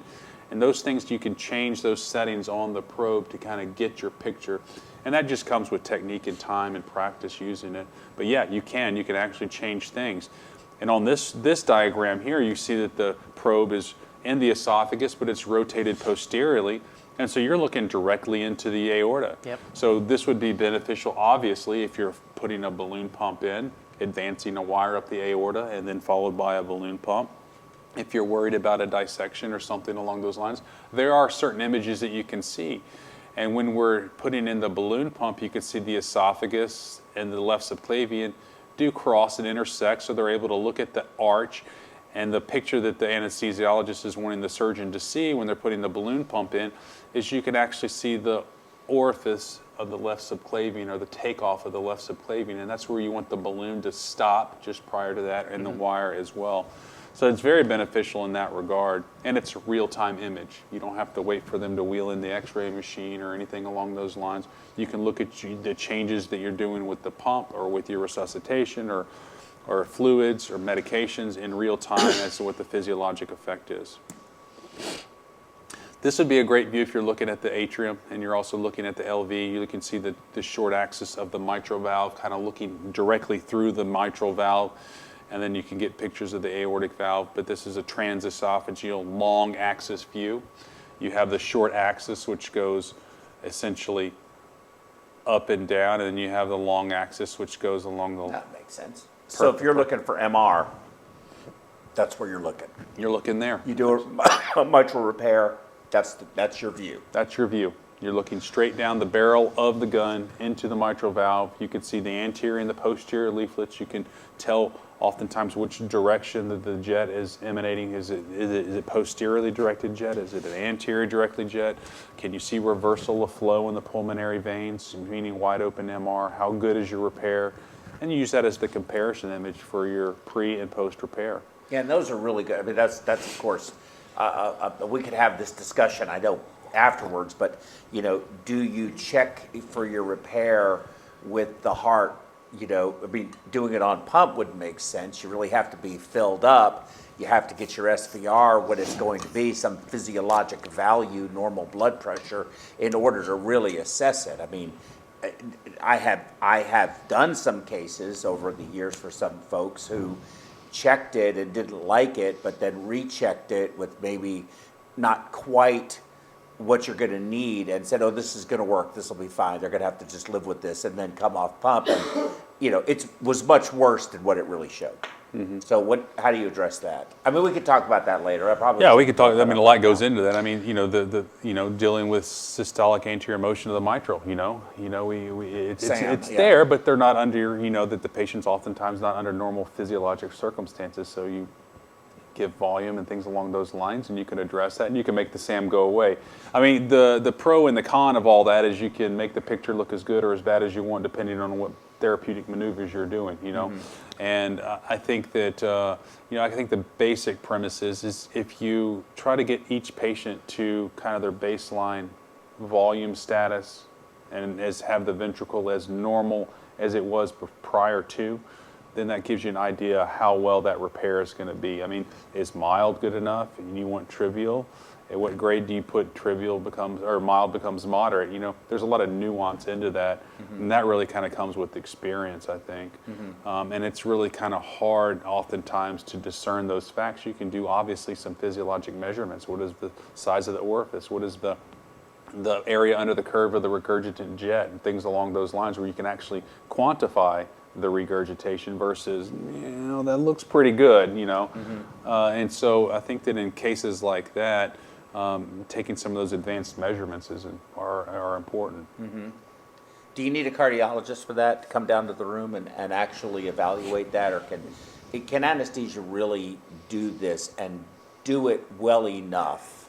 Do they require some kind of special training in order to be able to do a true TEE examination and give you the information that you need, or can it be just sort of learned OJT? Yeah, so I think that really depends on the program in which you're practicing. There are ultrasonographers that are cardiologists as well as anesthesiologists that are both good and both bad. I think it really depends on the comfort level with the anesthesiologist that you're working at, and also the construct of the program that you're practicing in. Take, for example, one of our community programs. I have an excellent cardiac anesthesiologist, fellowship trained, carries a basic and an advanced echo certification. Extremely confident with her measuring all those sorts of things that we just talked about, discerning the degree of reversal of flow in the pulmonary veins. Is the left atrial appendage truly and completely occluded with a clip or over-sewing when you're doing a repair? Is there any paravalvular leak? Things along those lines. Trust her wholeheartedly and completely. One of the other programs, not so much. They have a basic echo certification. They've been doing hearts for a long time. They can certainly resuscitate a patient. They know all the nuances and how to appropriately address RV failure, LV failure, medication-wise, etc. But when it comes to the advanced measurements on an echocardiogram, often would rely on the cardiologist.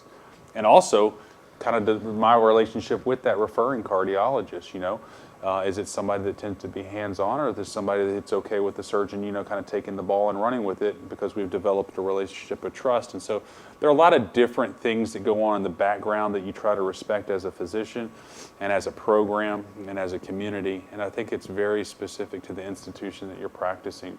So I've done it all ways. I've done it all separate ways. And if there's really a concern, I'll call the cardiologist and they'll come into the room. That's usually in extreme circumstances, or if we have an unexpected finding in the operating room. So let me ask you this, if I can, and I think we have some images, right? Mm-hmm. Hey, Roger, you want to, while I'm asking this, So here we are at essentially a perfusion conference, okay? So this program is approved for Category 1 CEUs through the ABCP, and that's it. So we're focusing on perfusion. Now, we may change that later and add credits for nursing and credits for physicians and all of that, but right now it's PerfWeb, Perfusion Web webinars. Do you think, what's your viewpoint on perfusionists, since we have made this, essentially imaging as a topic for a webinar? I think it's important that we have a basic understanding of what's going on. But I'd like to get, Patrick, your opinion, but first let me ask you, and then I'll ask Patrick.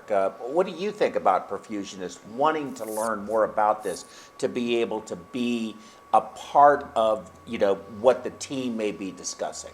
Yeah, no, I think I think it's extremely germane. I think it's extremely important. I think that in the advent of modern cardiac surgery, you have the heart team approach where everybody plays a role, but everybody needs to understand everybody else's role. And I think that the more people on the team you have educated as to what you're doing, why you're doing it, I think makes the whole process much more streamlined, efficient, and also proficient. I think that if you guys as perfusionists understand what we're looking at when we're placing an intra-aortic balloon pump, and you're able to correlate that with the dicrotic notch and the augmented pressure, et cetera, and those subtle things that we may be changing, and you associate that with what you're seeing from your end, things that you're doing in your realm or your sphere of practice, I think the better off everybody is. And it also helps you pick up subtle things that you may notice that I don't see because I'm either multitasking or simply focused on something else. And you're also looking through those loops sometimes, or looking over them. And Yeah. You're right. We, perfusionists, we have a very wide view. Hey, Roger, can you pull that website up for me on the internet? Thanks. But Patrick, let me ask you this, if I can. What is your view? How comfortable would you be after having gone through this experience here with an X-ray? Or let's say after the TEE, making a comment saying, man, that balloon catheter looks like it may be in a little bit too far, or the ET tube, or whatever it may be. So whatever you may be seeing, how comfortable are you? And are there times when you're more comfortable than not, depending on who you're working with? Right. Well, that's a big point. Depending on who you're working with, some people don't want you stepping on their toes and saying, hey, listen, that's. Some people, they want their jobs to be very delineated in the operating room, and they don't want anybody else to be, stepping on their feet or maybe demeaning, putting down what their diagnosis is of something. But in my opinion, I think it's important I agree with you entirely that one thing I've noticed lately is that there's much more of a team approach in the operating room than there was when I started 20 years ago. And as a perfusionist, when you can step in and almost step outside of your little scope of practice in the operating room and show that you have some knowledge, it adds an enormous amount of credibility to what you're doing, I think. Well, I think And so that, too. I think that's been our problem. I think that Yeah. perfusion, I feel like we have as a profession pigeonholed ourselves over the years to basically this machine, and we run this pump. And I'm seeing it change. I mean, we started off with, we understood everything. We used to scrub, we had to put lines in. In the old days it was like that, but then it got more and more and more and more and more contracted to one thing. I mean, there are programs right here in Houston where the perfusionist doesn't even manage the blood pressure. I mean, they give no medications whatsoever. Everything is done by either anesthesia or somebody else. They essentially, all they do is watch their level, turn the pump on, turn the pump off, and that's all they do. And in some circumstances, that's sort of all they know, so they leave and they go someplace else, and they're a fish out of water.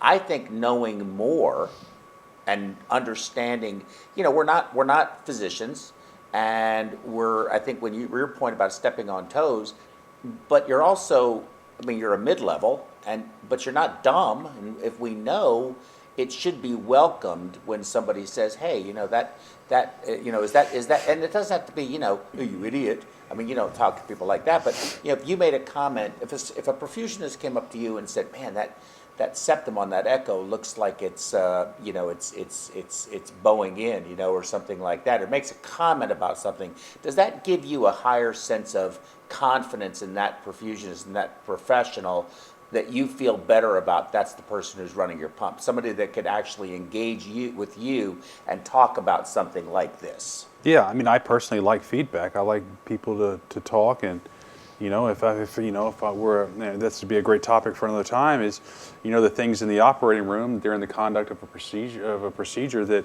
irritate, or you know, it's a bloody field, you know, and we're communicating the whole time. He's like, Yeah. well, I've got my suction all the way up. Well, okay, turn it off, turn it back on. Maybe you've got the atrium sucked up into the side holes of the cannula, something along those lines. Or, you know, I think that's very important. I think a good example would be that with, you know, well, like we just talked about a few minutes ago with the x-rays and the balloon pump position.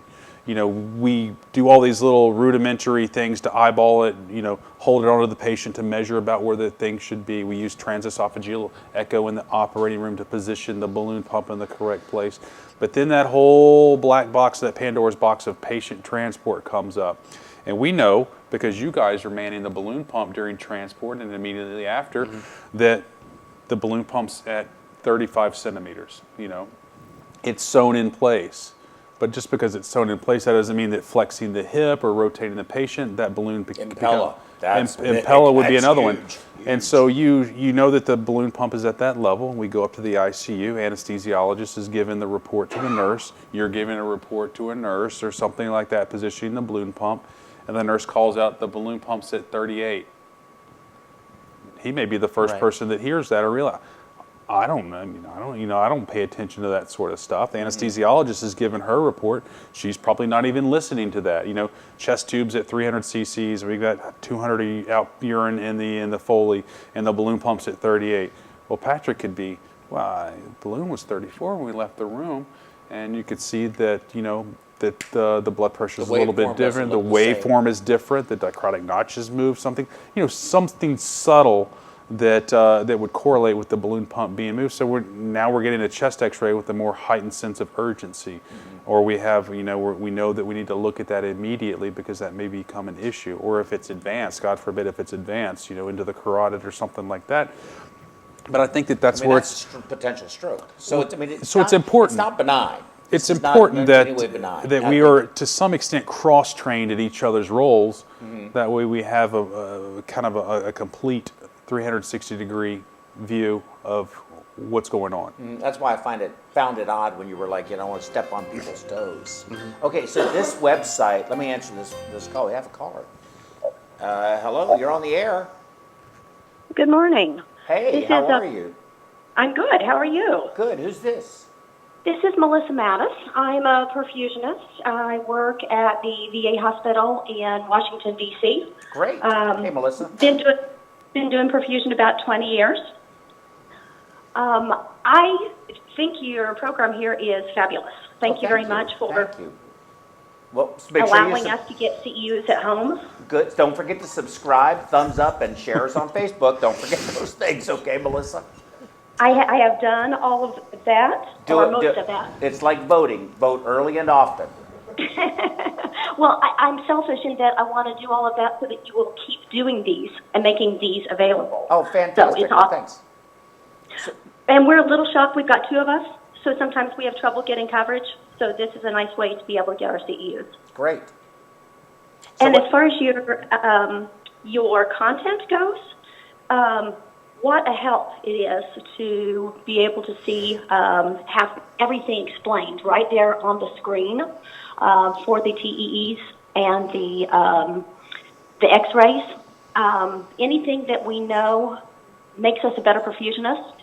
So we have cameras in our lights, so we can see everything that's going on at the field, and I think that helps us tremendously. But I think the more that we understand about what's on the X-ray and what's on the TEE, we are more able to act as a great team member and exactly. talk about things intelligently.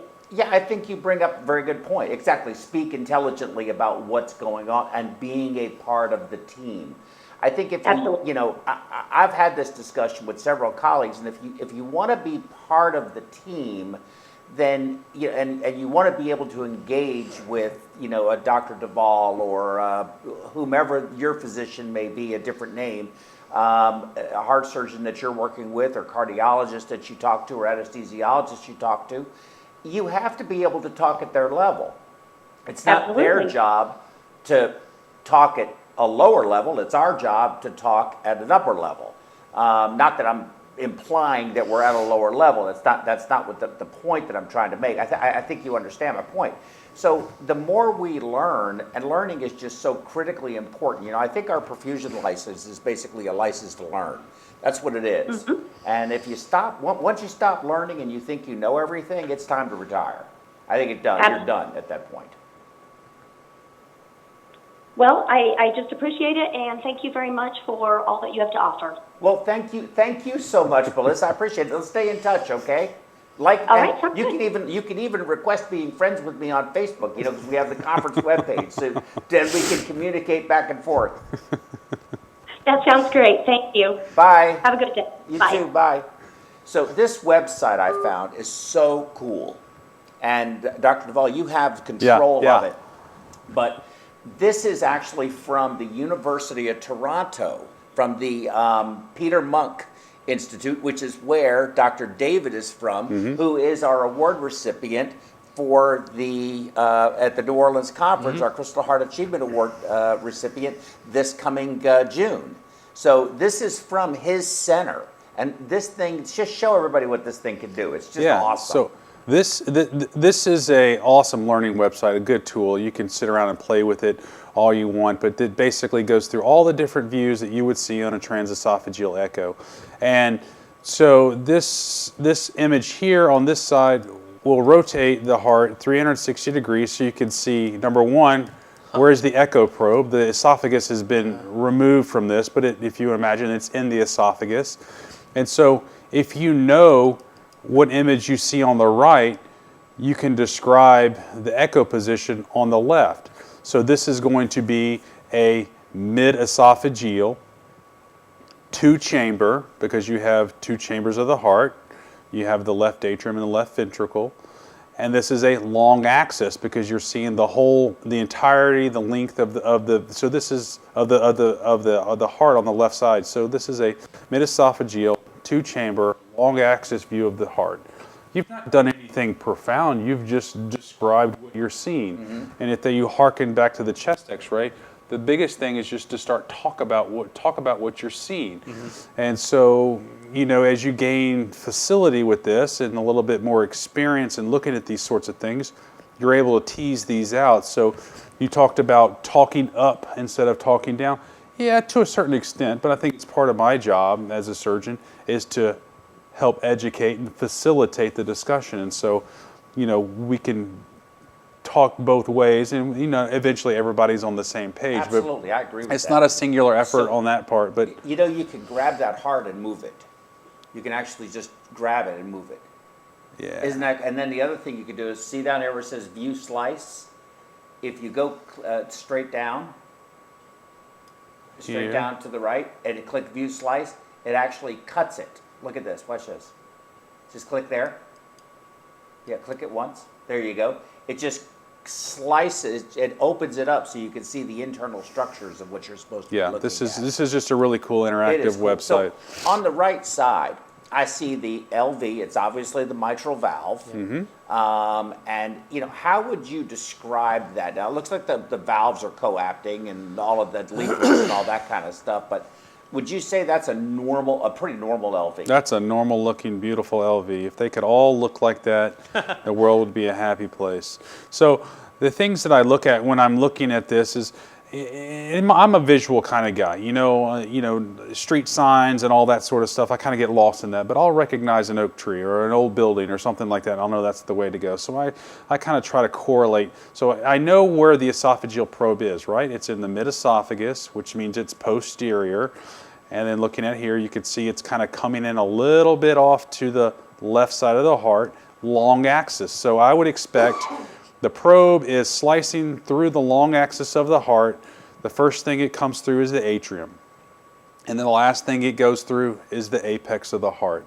So on that with that in the back of my mind, I'll know that the echo probe is essentially here. It's at the top of the screen. It always is.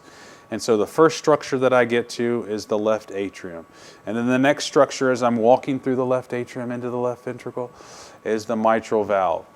And I know that based upon where the echo is, in some basic cardiac anatomy, I know that this is the anterior portion or the interventricular septum, and this is the posterior wall of the ventricle.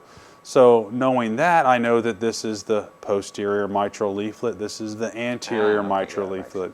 And so now when I'm having a discussion with the anesthesiologist, you know why I'm talking in those, using those words, and we're talking about the same structures. Which one's P1 versus P2?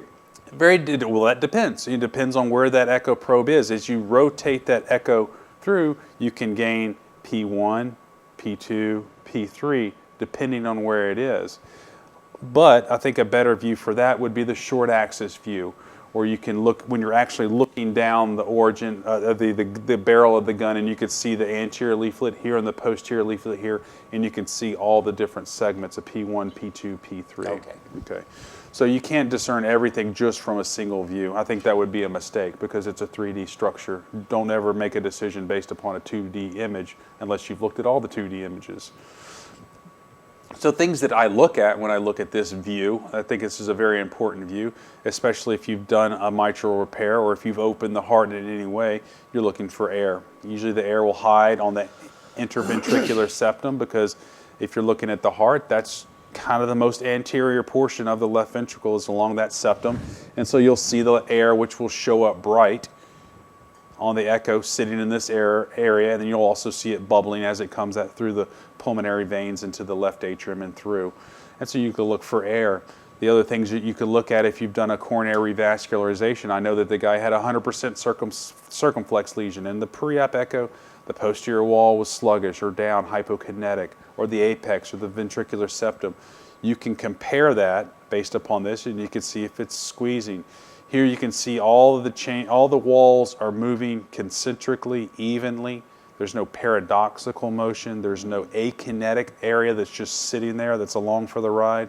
You can look at the mitral valve through here. This is if you apply color to this, you can see if there's any regurgitation. Oftentimes when they have circumflex disease, you revascularize an OM, that MR will get better if they've got ischemic mitral regurg, and you can easily see that from this view. So should every program that does cardiac surgery have at least a 2D echo? I think so. I've not seen a program that doesn't have it. I think that it's essentially standard of care. I mean, think about it. You know, you've seen, and this kind of steps off into the philosophical aspect, and it's a good topic for discussion if people want to call in and weigh in on this topic. But I think that you see a transition in medicine in general to not quantity but quality. We're getting away from work-based RVUs to reimbursements to quality-based reimbursements. And pay for performance. Pay for performance. All those sorts of things. And so it's not just the mechanical aspect of doing a bypass, it's how well did you do the bypass. I mean, in all of our cases, we have an echo, so we're able to assess the function of the LV, the myocardium, or whatever it is we want to look at. But we also check the quality of the bypass grafts. We use a flow probe, coronary ultrasound, to gauge not only what is the flow going through that bypass, what is the quality of that flow, what is the ratio of systolic to diastolic flow, the pulsatility index. Is this a quality? The Medistim device. The Medistim device. Is this a quality bypass?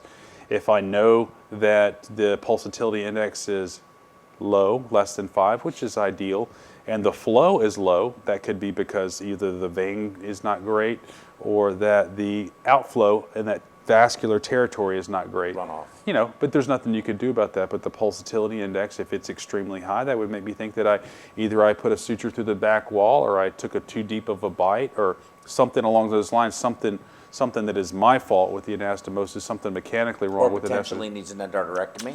Endarterectomy, or revising something, or a classic example, and I've done this and I've had this happen, is I do a Lima to LAD, and I always tack the fascial portion of the mammary pedicle to the epicardium so that pedicle graft doesn't twist or rotate and kink off your bypass. Well, in tacking down that fascial portion of the mammary down onto the epicardium to prevent that torsion, I twisted the anastomosis a little bit, which caused the pulsatility index to go extremely high, which would translate into long-term poor outcome for graft patency or flow or quality.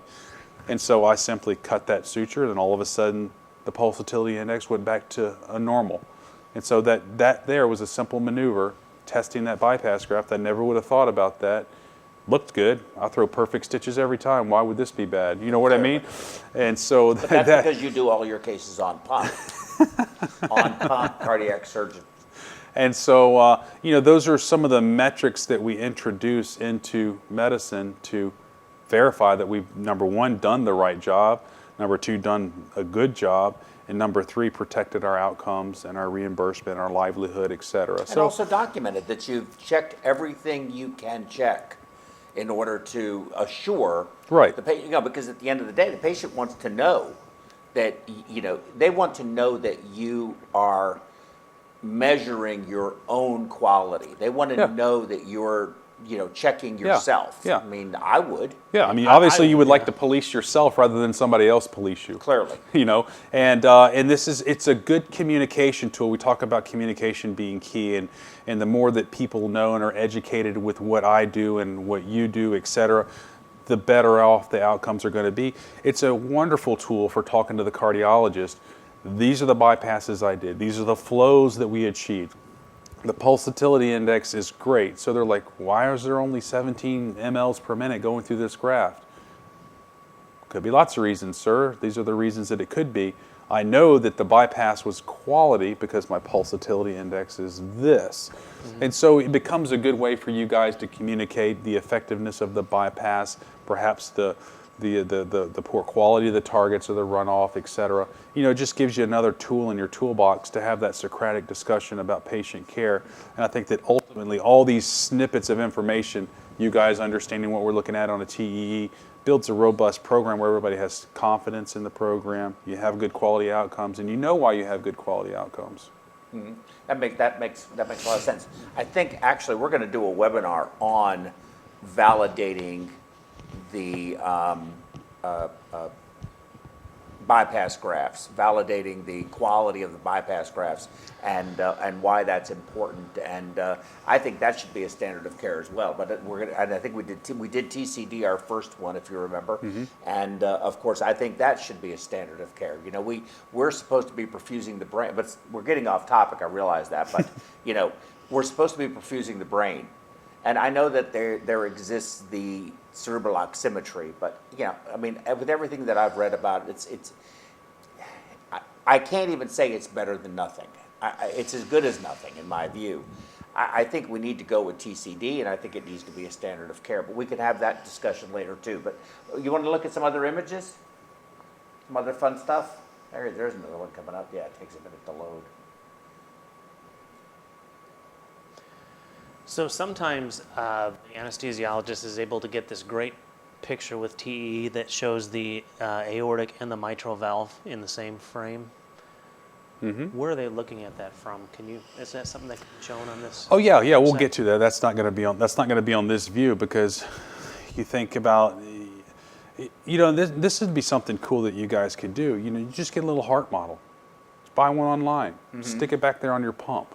And put the probe where it is. Yeah, and you know that you say, oh, this is a it. midesophageal thing, and you could just take your little pen and you could hold the heart and you'd be like, okay, yeah, there it is. Now I know what they're looking at. And then you can, you know, if you have that image in your mind, and it becomes down to anatomy and physiology.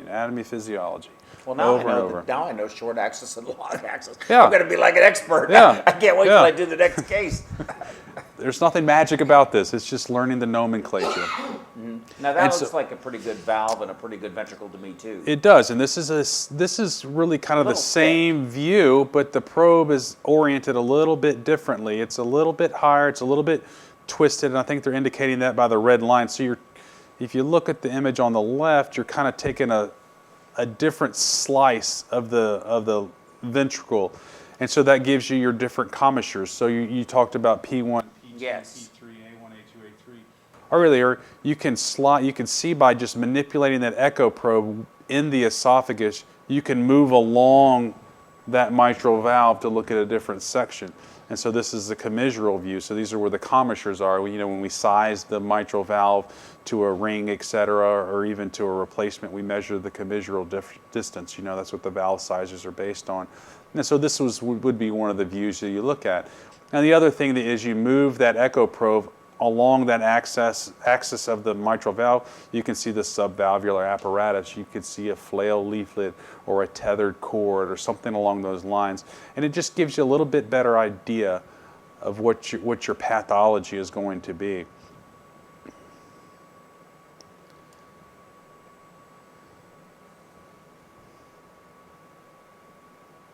Hey, Roger, can they see the actual website address online so that they can? Yeah. Okay, good. It's kind of small, but yeah. Okay. If you need it, email me and I'll email it to you. But So- this is just such a cool. And so this is site. kind of getting to what you were talking about, Patrick, a minute ago, seeing the Yes. mitral valve and the Love that aortic one. valve. So if you were to describe this aortic valve, and how do you know it's an aortic valve? Tricuspid. It's tricuspid, yes. So this is a tricuspid valve. Is this a long axis or short axis? I don't know. Think about it. Yeah. Joe, Short. this is Okay, a short tell me axis, what we're- okay? yeah, but- So a short axis, you're looking at a cross section, slice of bread, like on a CAT scanner, et cetera. That's the Okay. short axis. The long axis would be looking directly through it. Okay. Just think about the distance that the probe is viewing. Is it short or is it long? So if you're looking from top of the left atrium and going all the way down to the apex of the left ventricle, that's a lot longer than that little section that it's going across right there. So, you know, I mean, is that fair enough to Yeah. say it that way? Yeah. And so you can see that this is a short axis view of the aortic valve. So once you've done your aortic valve replacement or you have your transcatheter valve in place and you're assessing your work, this would be the perfect view to look for a paravalvular leak because you're going to see that around these edges. You're also going to be able to tell the function of the leaflets of the valve that you've just put in or replaced or repaired. You can see that they're coapting in the middle. They all meet.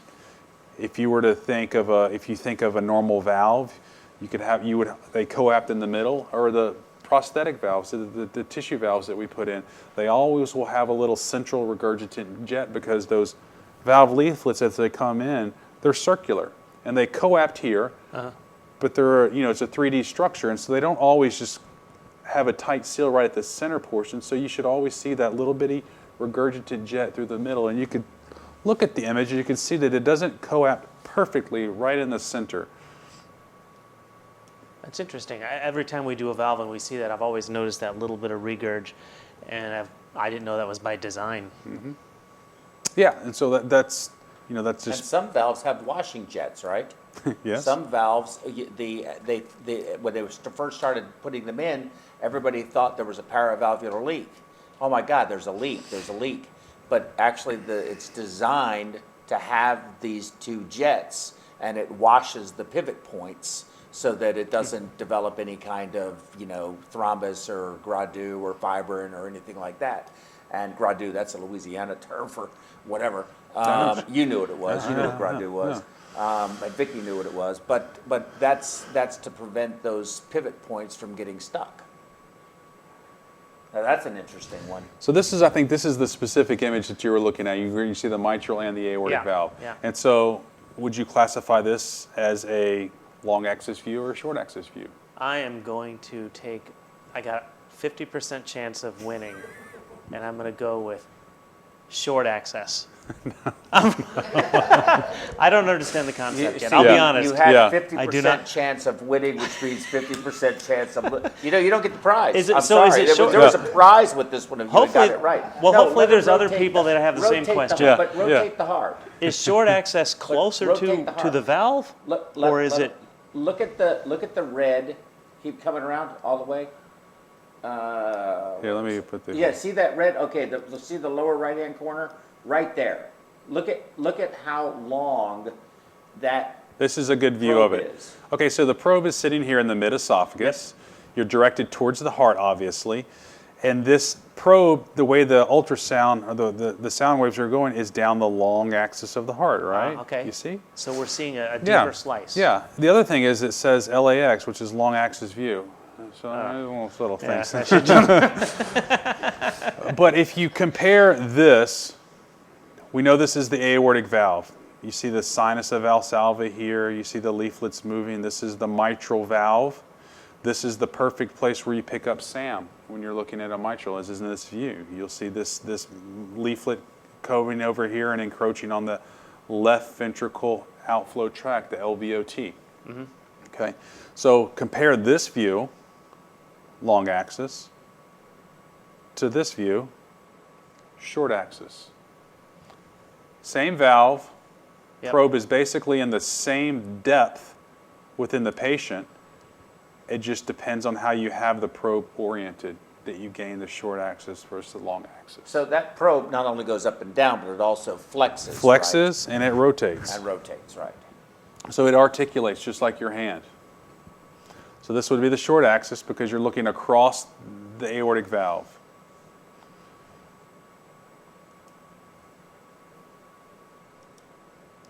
Long axis view, obviously much different. Same structure, longer. You could see appendage. I see air. You could see air. There's probably some air in there. Could be some air. They may have just done a bubble test, or this may be a postcardiotomy that they just have this snippet here. But this is the left ventricle, and this is the perfect view. You could also would see a paravalvular leak here. You would know that when you apply color to this echo, you will have your small central regurgitant jet with an aortic valve replacement. And then if you have a paravalvular, you're going to see that here on the sides. When we know that we've done this enough that a small amount is okay. Those oftentimes will heal with time or whatnot. And once the sutures and the pledgets become incorporated, those will just go away. But that's where you look for it, okay? Now, if I'd replace this valve and I have a big paravalvular leak and then I have a central jet that's shooting off to one side, I would think that one of my sutures has come apart or my repair was inadequate, and he's got an impending disaster, and so you would obviously go back on pump and replege and interrogate that. But this is how you do that. And then the anesthesiologist, depending on their comfort level and their skill, they can calculate a gradient on the valve that you just replaced. The other day we did a aortic valve replacement, mechanical valve. The lady had a BMI well into the 40s. Wow. Big patient. In a little person's body. She was a gymnast inside, Little she had a 19 millimeter root, Yeah. and so we can't replace that body with a 19-sized Onyx mechanical valve, and so you have to do a replacement. Yeah. So, not a replacement, excuse me, an annular enlargement procedure. So we did that, and we were able to get a 23 in. But that's important because if I just put a 19 in, which would have fit, if she had calculated a gradient across that, the patient would have obvious aortic stenosis. Yeah. And so you can, when it And becomes... she wouldn't have. I mean, it wouldn't have been a good outcome. No, for she her. would have done poorly long term. We would have replaced a stenotic valve with a stenotic valve, essentially, physiologically at least. And so, you can make those measurements here. The anesthesiologist can measure the annular diameter. This is the view that they do that. They measure the distance from here to the distance here. And they're able to give you that EOA, annular size, etc. So those are some of the measurements you can make just with that one view alone. So this is our view when we're talking about putting ECMO cannulas in, if you're doing femoral venous cannulation, etc., knowing if your cannula is in the right place, if you're placing them before you open the chest. Perfect clinical example of this is you've got a dissection involving the root, and you may have a contained rupture, and you want the patient to go on pump before you open the chest so you don't have to crash on, so you're going to femorally cannulate.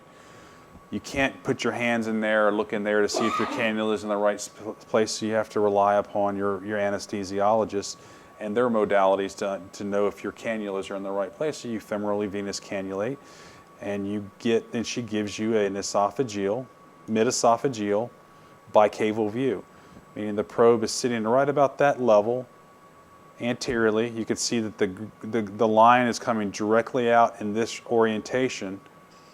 So you have the superior vena cava, inferior vena cava, right atrium. That is So really you cool. will be able to see That is really if cool. I'm putting an Avalon cannula in, you see the wire come down across the SVC, across the atrium into the IVC. Or if you're femorally venous cannulating with your dual stage cannula, the exact opposite is true. Not only that, on the Avalon cannula, you have that little marker that you could plant right here. And then if you were to initiate VV ECMO or you would go on pump, you could see your jet going into the right atrium, so you know you're at the right level. So we're sitting in the ICU at Hospital X, and maybe they don't have the most robust management of the ECMO patients. That happens occasionally in some of the more peripheral community hospitals, and we want to get a TEE, and somebody comes in with a TEE and the probe, and they say, well, what do you want to see? We just simply need to ask for the midesophageal bicable view, and that's what we're going to get. Yeah, I mean, you could say, well, I need to see where the position of the cannula is. I want to know if it's in the right position. If you don't have somebody on the other end that understands what that means, Right. then you guys are at an impasse. You Now- can't find out anything. Now, what could we do with this if the color was on, which I understand it's hard to get those, but so if that's the SVC, IVC, is that section, keep going down and to the left? Keep going left, right up a little bit. Is that the tricuspid valve there in that area? No, I don't think that's going to be the tricuspid. This is, it could be, depending on where. Like where would we expect to see that jet? Well, you would expect it to go into here. Now, this is not the exact view to see the tricuspid valve, because if you look at the orientation of this, where is the tricuspid valve sitting? So you have, you have an AP view of the heart, right? You're looking directly at it into the chest. You have your SVC here, you have your IVC down here, and then you have your atrium is here. Here's your right atrial appendage. Your tricuspid is down here. So where you have this thing open, So how would you see the tricuspid valve? Rotate the probe. You simply rotate the probe to direct the ultrasound waves towards this way, and you'll see the tricuspid. Okay, so this same view, if they had it, we would be able to say, hey, just can you rotate it? Can you show me the tricuspid valve? They would know what to do, and then we would see the tricuspid valve. But you'd be seeing it from the backside, so that jet we're talking about would be a normal flow. So It would be going away from you. Right. So it would be, which you would it expect. would be reds and oranges. Right. On the Doppler. So we need to be able to, could you see it superior to the tricuspid valve? Could you see above the tricuspid valve looking at the Avalon catheter exit point? Is that possible?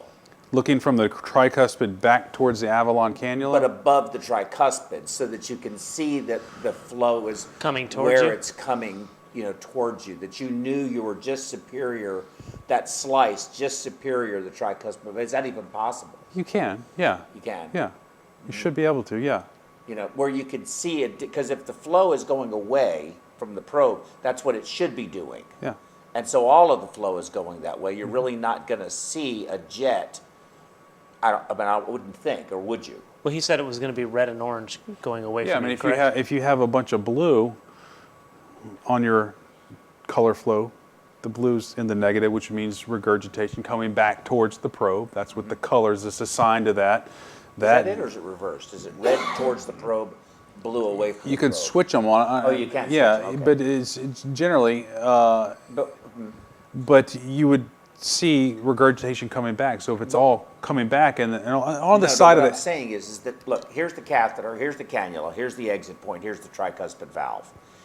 The normal flow is that way. So if the flow from the cannula is going that way too, there's no way to determine where it's actually, if it's high, low, if it's really aiming, if the jet is shooting right at the tricuspid. I mean, that would be optimal. If you wanted to really be precise about where that cannula was placed, is there a way to do that? No, you would look at the color waveform there, and it would be more of a uniform jet. So it wouldn't be So so. if it's high or it's low and it's bouncing off the leaflets or off the Coumadin ridge or any of those other structures in the heart, it's going to be creating turbulence, which you're going to be able to see on the color Doppler.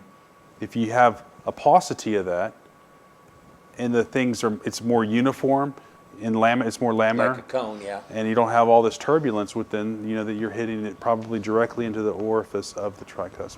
Okay, all right. That's And you can move the Avalon in and out and Yeah. play with it in a stable patient. Yeah. You could play with it a little bit, and so that's why it's kind of nice to have all these modalities at your disposal because it becomes a powerful education Yeah, tool. sometimes the enemy of good is better. It sure is. A little bit of knowledge could be dangerous. Could be dangerous. Okay. So this is a perfect view for positioning cannulas and looking at your cava. I like that view. Yeah, That it's a is very really helpful cool. view. It's a very helpful view. And I think isn't there some with some clot in it? I thought I saw one earlier that was pretty cool. Go down maybe?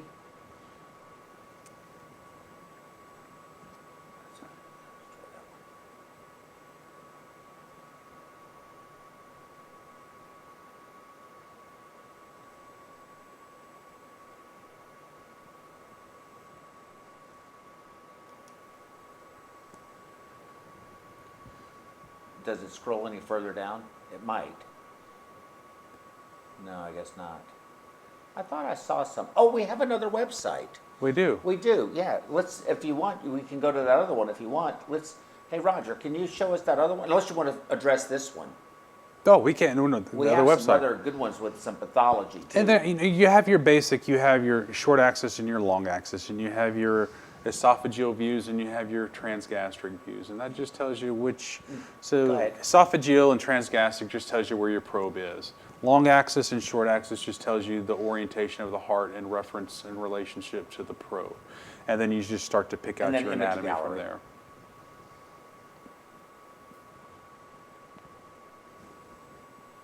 Oh, it's on it already. Image library. It's already on it. Oh, there you go, Doc. Okay, so here's some good ones. Can you read that? Cardiac thrombi, that's the one you wanted to go to, right? Yeah. Let's just jump to it, huh? Should we do massive? Let's do massive.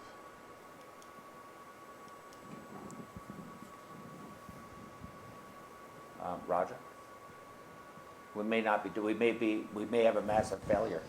Try clicking on one of those things. What's that? Allow it. Allow? Yeah, there you go. Yeah. Yeah. So how hard can it be, right? What do perfusionists do? We push buttons, clamp tubes, and just click it. Worry about the consequences later. Mute alarms. Don't do that. Please stop saying that on camera. I'm bringing that back. Stop It's a throwback. saying that on It was a camera. throwback from the last. So this is, Patrick, a short axis or long axis view. Oh, come on. I don't know. I don't get that concept yet. But I'm gonna think about the idea that you had of, bringing actually a model of the heart. Yeah. And then putting your pen there and looking at it and saying you could figure a lot out that way. So is no, I don't know. Yeah, this is a But long I do have axis a 50% chance of It's winning. a long axis, okay? Because this is the aortic valve here. This is the long axis view. This is the left atrium mitral Okay. valve, okay? And so we're looking for, this is a massive LV thrombus, spoiler alert. And so, normally in the heart, the chambers where the blood is are black, dark. The muscle will be lighter, white. Echogenic structures, okay? And so you see this in the left ventricle, which is abnormal. You shouldn't normally see anything in there other than just blood. And so when you start to have these echogenic structures within, you have to think of a foreign body or something denser than blood that's in there, and this LV thrombus would be one of them. And so this is a nice view if you're looking at that, and a patient may come in with some emboli. They wouldn't necessarily have a PE since this is left side, but they could have TIAs, they could have stroke, they could have if they come in with abdominal pain and their creatinine's up or their LFTs are up and they get a CAT scan and they have all these little multiple areas of infarct or embolus. You would think, oh my gosh, it could be cardiac in origin. If they have endocarditis or something along those lines, you would see that on this study. And so you get a patient that comes in there maybe in septic shock with bilateral pneumonias, and they have septic emboli that are in their spines. They have an abscess in their spine, their spleen, liver, something like that. You always get an echo because that's one of the obvious sources. Is it's just showering off these little emboli or clots all over the body that causes the pathology. So this would be an example of a massive LV thrombus. And it can be subtle. Obviously, this is just one static image and one plane on a long axis view, peristernal. And then you can obviously change this and look at 360 at the heart, et cetera, to get a better idea. But that's what it kind of looks like, and that's what we're looking for. So let's have some fun. Okay, so Roger, do me a favor. Let's cut the go to like a logo or something. You pick something out of your library, and then if people want to call in, put the call-in number up, or Patrick and I will try to figure this out. And hopefully somebody will call in. But if you call in, if you call in and you just calling in, you're going to win a prize. If you get it right, you really win a cool prize. You just won't believe it when you see it, when you hear what it is. But I'm not going to tell you what it is till you call in and get it. So Roger has to go. You're on logo, Roger? Yeah, well, I'm just on camera. Just on camera. Okay, they can't see. Okay, don't look, Patrick. Don't cheat. Look at me. I'm looking at you. We're eye to eye right here. Yep. Okay, no cheating. So you want me just to pick something out? Pick something out. And you guys are going to talk about it. We're going to figure out what it is? We need to figure out what it is. It's not going to go well. So you want a normal structure or you want some pathology? Pathology. Okay. Yeah, we want something We're going bad. straight to the advanced course. Yes, Okay. straight to the advanced course. We're perfusionists. Okay, yes. Don't cheat, Patrick. I see you looking. No, I didn't look. Your I eyes didn't look. over Yeah, there. it was right here. That's right.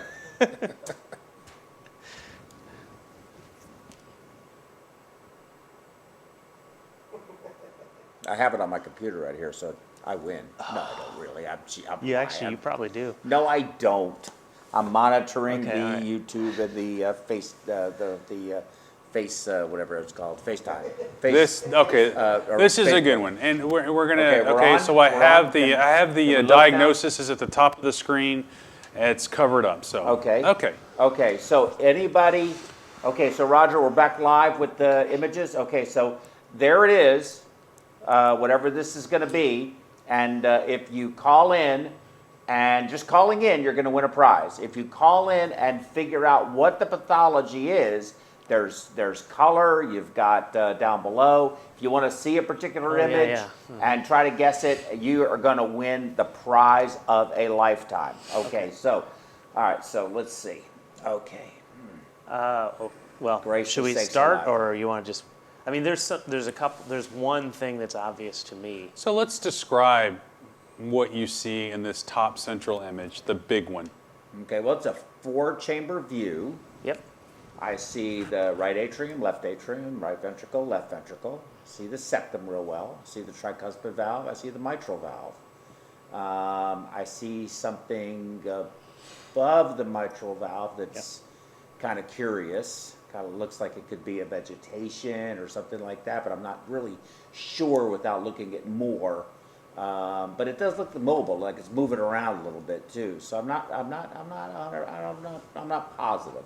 But that's my instincts are telling me that. It looks like the ventricles are moving okay. The left ventricle doesn't look like it's emptying quite as well, but it's okay. Let's see if there's anything else that I can tell in this. Can I mention? Yeah. I see on the right side there's sort of maybe a mass in the right ventricle. You're seeing a mass in the right ventricle? I see what you're talking point. about. Can Yeah, I I use see it? it. Don't you scroll that up Yeah. and I won't. I see it. Right, Yeah, I see right what there, you, though. yeah. Okay. You see what I'm looking at is that thing on the And left I saw side. what you saw too, right Yeah. there. Now that looks like a piece of bacon. Yeah. Okay, so let's see another view. Okay. Let's pick another view. So here's some of the Doppler images with color to them. And these are just loops that are playing over and over and over and over. Can you make those bigger at all, or no? I can zoom in on a page. Yeah, you want to zoom Yeah. in on that right there? Yeah, because I can't. Those top two color ones are bigger. Yeah, that helps. Yeah, that's nice. Okay, now the heart rate looks like it changed quite a bit. Well, that's just because of the loop playing Okay, over it's and over at just a fast, faster okay. speed. So there's definitely regurg. I believe it's a mitral regurg. I hope I'm right on that. Not sure. Say it with conviction. That is Okay, a well, now look at that Right. top. No, I see a mitral leaflet. regurg. I see a leaflet That's a- definitely going back up into the left atrium. There's definitely a that valve is not, in my view, that the anterior leaflet looks like it's going all the way What up valve? into the left atrium, up in the top left corner. Top left corner. Oh, he's looking at the non-color part, the one in the upper left, yeah. Oh, yeah, that looks, well, wow.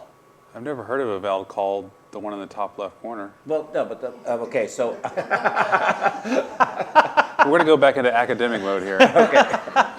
okay. So the mitral valve, the anterior leaflet of the mitral valve looks like it is flopping up into the left atrium. Actually, both leaflets look like they are, but the anterior one seems more obvious to me. Well, this is a tricuspid. Oh, it's doggone it. We don't look at that. Doggone it. So Tricuspid. you want to take it off magnification? Of course. Okay.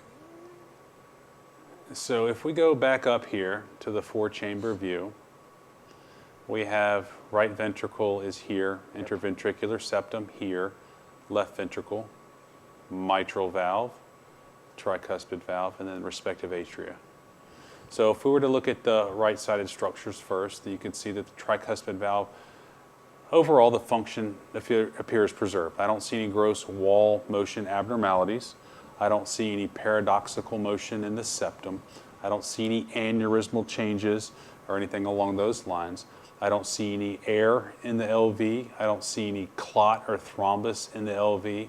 It all looks fairly regular and normal. What I do see that's abnormal is though the valve leaflets appear to be moving well and coapting well, there's some abnormalities primarily there, and you see it on several views or several cycles of the heart. And the heart is obviously moving. As the patient breathes in and breathes out, the heart will change slightly. So that's why you see the abnormality in that view, but even though the probe is not moving, the heart is moving. So it's not obviously a static structure, it's very dynamic. But you certainly see an abnormality here that's solid, echogenic in nature is how I would describe that.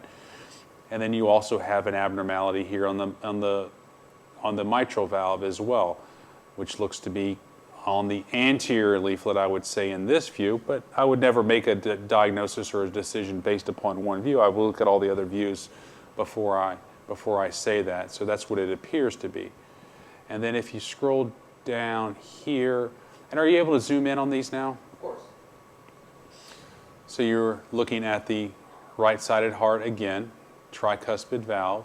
You could see that this is something very mobile in there. Not only is it big, kind of That's not the circular here. leaflet going up. That's Well, something you stuck on see, the well, you valve. see this going up here as Yes. well. This string going way up into the right atrium, which that shouldn't happen. So that could be a ruptured chordae.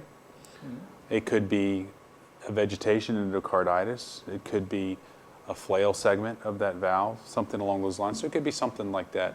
And this is where it becomes important to put it in the clinical context of the patient. They came in, they have fever, chills, rigors, hypotension, septic shock type picture, and then they're looking for a source. Blood cultures are positive. They start them on antibiotics. Blood cultures are still positive. Somebody orders an echo. And this is what you find. And then down further on the mitral valve, this is a good picture of it here. You see that vegetation or that abnormality, right? And since we know, Patrick, that we learned the transgastric long axis view of the heart, when the probe is up here, we see the mitral valve in this position. We know that the left atrium is going to sit here, the left ventricle is going to sit here. So now we can describe this valve in more detail rather than saying there's something on the mitral valve. We could say there's something on the anterior leaflet of the mitral valve that's not really on the valve edge, it's more on the towards the annulus, etc. Yeah, that's really interesting too, the way that different image is showing it in a different place, because it really looked like it was on the tip of the leaflet. Look at it here. It almost looks like it could be it almost looks like it's moving back and forth on the posterior side. Yeah, so like I mentioned, you know, I would never make the... Because it's a 3D structure, like you were saying. Look at all the views before you give your verdict, because it can change. Well, Jennifer Hutchinson says, looks like there's regurgitation and maybe a ruptured cord prolapsing on the mitral. But, yeah, I told her, great observation, but I'm not sure that's where this is going. I've got a funny feeling that's not the answer. It could be. It could be part of the answer. It could be all of the above. Jennifer, you're still in the running. Still in the running for the prize. But you got to call, Jennifer. You got to call. You got to call to win the grand prize. Okay, so let's go over what we've established so far. We have a normal functioning heart. The ventricle are both normal. If you have a pericardial effusion, what is that going to look like? You're going to see probably dark around the heart. That's exactly right. So we And know the that the ventricles are myocardium is Yeah. going to be bright in the muscle. We've talked about fluid, blood, etc., being darker in nature. If you have an effusion, you're going to see that along the edge of the heart. So you'll see the outline of the pericardium, then you'll have a dark space, and then you'll have the heart. Is it pretty well delineated when you see that?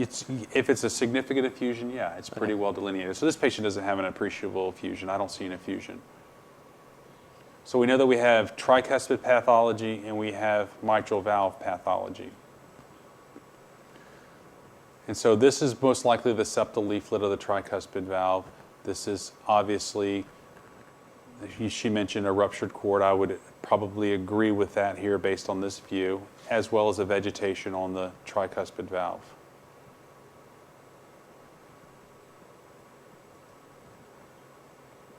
Mitral valve, we have an obvious vegetation on the mitral valve, anterior leaflet, and this is getting into the area of the aortic root. So you talk about an aortic root abscess. So now that I see this echocardiogram, the things that would give me a sense of urgency would be, do they have conduction abnormalities because the AV node is in this neighborhood? Do they have a perforated septum? Do they have a left and right shunt? You know, do they have a defect there? If they have a root abscess, we're talking about a root replacement now, not just endocarditis, and maybe a mitral valve replacement or repair. And so those are all the things that I look at. And so if you go down here and you look, and this is the area of the root abscess where we know that vegetation, what looks to be here, involving the annulus, is in fact not necessarily there because that's the same region on this view, this aortic valve long axis, okay? So the aortic valve appears to be functioning normal. I don't see anything really on it. I continue to see this abnormality in the mitral valve, but on this view it seems further out on the leaflet. And then the root, or the annulus meets, you have that aortic mitral curtain that they talk about, is all in this area, and it looks normal. So I have two views that are showing me that I have some mitral pathology that's probably further out on the leaflet. And then this one view where it's hard to discern, it looks like it's more towards the annulus. This is going to be a leaflet pathology, not a root pathology or an annulus pathology. So I think this is a vegetation on the mitral valve as well. So this patient has tricuspid and mitral valve endocarditis. Dirty needles, maybe, right? Dialysis patients. Oh, okay. This is something that, you know, I mean, that's probably one of the most insidious diseases where you have to have dialysis. And it's not unusual, right, to see a lot of endocarditis from dialysis patients. Yeah. But it could be an IV drug abuser as well. And you'll see people that have healed endocarditis who never really got treated for endocarditis. They may have transient bacteremia or some fever or something like that, and they just get vancomycin on dialysis every week for you know, months on end, and they'll have either subacute or chronic endocarditis, or they'll have evidence of healed endocarditis if you go in there for another reason.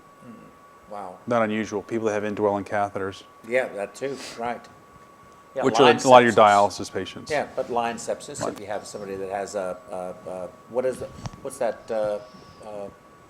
you have a PICC line. Mm-hmm. I mean, I imagine that's, that those are long duration cannula. What about VAD patients? Mm-hmm. They've got lines coming from outside to in. Mm-hmm. I mean, any of these kinds of patients that can have this as a problem. And if they get a root abscess, that's a bad deal. Big problem. That's a big problem. Big problem. Yeah, I don't want that. If I go on dialysis, you know what to do with this. Do we have anybody who wants to call in? Yes, if anybody has any questions about these or would like to see some different views, call in now. I told you Jennifer had a comment. Jennifer, you at least will win something for texting or chatting, but if you call in, it's going to be better. Or anybody else that wants to call in and maybe see something. You want to just pick a spattering of different things? We can pick something. We'll put these up and we could talk about them. I think they just enjoy watching us make fools of ourselves. They don't have to. Right. They know. Speak for yourself. I'm having a hard time reading these, Roger. What are They're they? small. Oh, Oh, there we go. nice.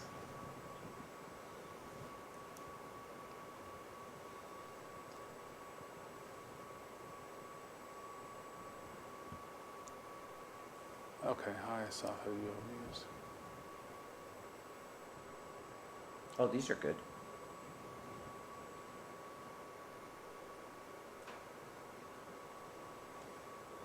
I was hoping to see one where it shows the takeoff of the subclavian. Would be this view here.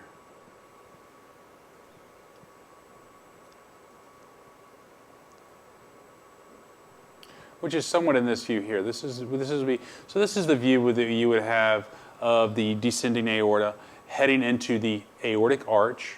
And this may be kind of what they're trying to show here is the origin. This is where you would see the origin of the left subclavian. So if I'm putting in an intra-aortic balloon pump transfemorally and I advance the wire, I tell the anesthesiologist, hey, I'm putting in the wire. She knows to automatically go to this descending thoracic aortic view, which is essentially high in the esophagus, right, where the arch is coming across the midline, and then descending down into the chest. And so we have the esophagus probe high in the esophagus.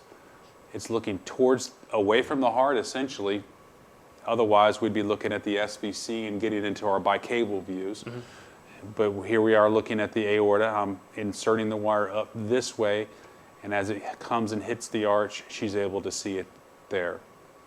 And she can move this probe up and down inside the esophagus to get to that portion where the arch is coming around and the left subclavian artery is coming off. So she'll see that, and she'll know that's right at that junction, and that's where I need to stop with not necessarily the wire, but certainly with the balloon pump. And so she would have that view much like this. That wire would come up. You would see it. It's because it's echogenic, mm-hmm. And then the balloon comes up, and you could actually see the balloon inflating and deflating within.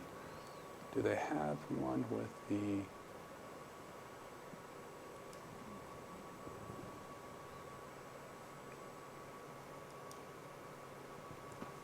Can you enlarge, please?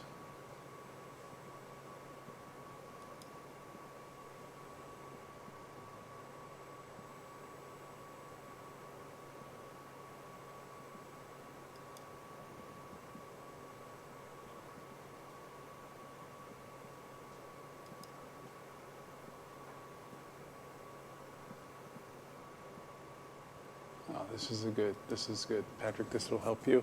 Can you enlarge on that? So this is the deep transgastric view. So how do I know that? Because it says it at the top of the screen. No, I know this is a deep transgastric view because the probe looking at here, if you're looking at the heart, You see the right ventricle, the left ventricle, you have the LVOT, and this is the aortic valve. And in a dynamic structure, you'll see the movement of these things. You know, this is the interventricular septum, this is the left ventricle, this is the right ventricle. So if I have that image in my mind, where does the echo probe have to be? If you have that little heart model on the back station, you can kind of look at it and you can see that I'm looking at it. This is going to be a transgastric view. I know that because I'm able to see these two chambers readily. And you're coming from looking up from the apex. Yeah, I'm right? looking at the apex. They're exactly right. So knowing that the probe is here, looking up this way, I'm looking down the barrel of the gun, say that long axis of the aorta, but from the opposite direction. So I'll be looking up into the aortic valve. So the deep transgastric, almost kind of a retrograde look if you think about it that way. And we're doing just transesophageal because that's primarily what you're going to see in the OR. I don't think I've ever done a transthoracic in the operating room. Done at the aortic probe to look at the root before you cannulate, etc., but not.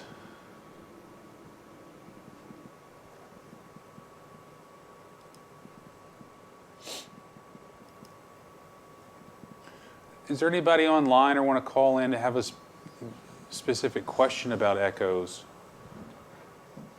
Or have difficulty kind of understanding the pathology? You can decrease the size of that or make it normal magnification. Roger? Can you decrease the magnification? Yeah, that's right. Uh-oh. Hey, Vic, my battery's going to go dead on my computer. Can I have a cord? Well, we'll probably make it to break. So anybody want to call in? Give your last chance. So we're going to wait. Why don't we just pontificate for the next 2 or 3 minutes, see if anybody calls, and we'll go from there. I do need to close this, or it's going to go dead. So with all of that said, is there anything about the echo? No, as far as imaging is concerned, 2D versus 3D, we talked about it being a standard of care.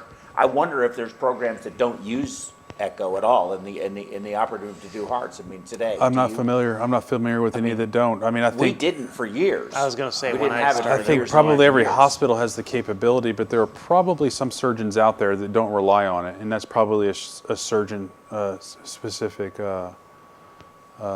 practice. But every But if hospital. you're doing valves, you have to have it. I think it'd be criminal not to do that, not to use it if you're doing valves. Yeah. And even to this day and age, revascularization. I think there's so much useful information that can. I think that it's, we don't use swans as much as we used to anymore. Mm-hmm. And so the echo is another way to gauge your resuscitation. Where are you along the Starling curve in terms of your resuscitation? Mm-hmm. And how does the LV look? Is it full? Instead of looking at the heart and saying, it looks distended, it may look distended, but it may not be distended. If they already have a dilated ventricle, it's always going to look distended. Mm-hmm. And if they have a low EF, you're not going to see the myocardium wrinkling and crinkling with every contraction to let you know if it's getting distended or if it's underfilled. And so the echo is a great way. You could look at the transgastric short axis view where you see all four walls of the LV and how close they are. Is the ventricle or the walls, the septum and the outer wall, are they kissing during systole when they contracts fully? If it does, then that would indicate that it's underfilled, and you could need more volume to push it up on the Starling curve for hypotension rather than giving pressors or inotropes. So it can guide your therapy, which would be vitally important. So let's talk about. Oh, thank you so much. Let's talk about ischemic valve dysfunction, because so you have ischemic wall motion abnormalities, you have ischemic valve dysfunction, you finish doing coronaries, you expect that your grafts are your grafts are good, you do the probe, everything looks great, your pulsatility index, your flows, everything looks great. Mm-hmm. But you do your TEE, the ventricle looks like it's moving well, but you have moderate MR. And you know, it's kind of grading that is sometimes, I know, challenging. I mean, but it's more than you're happy with.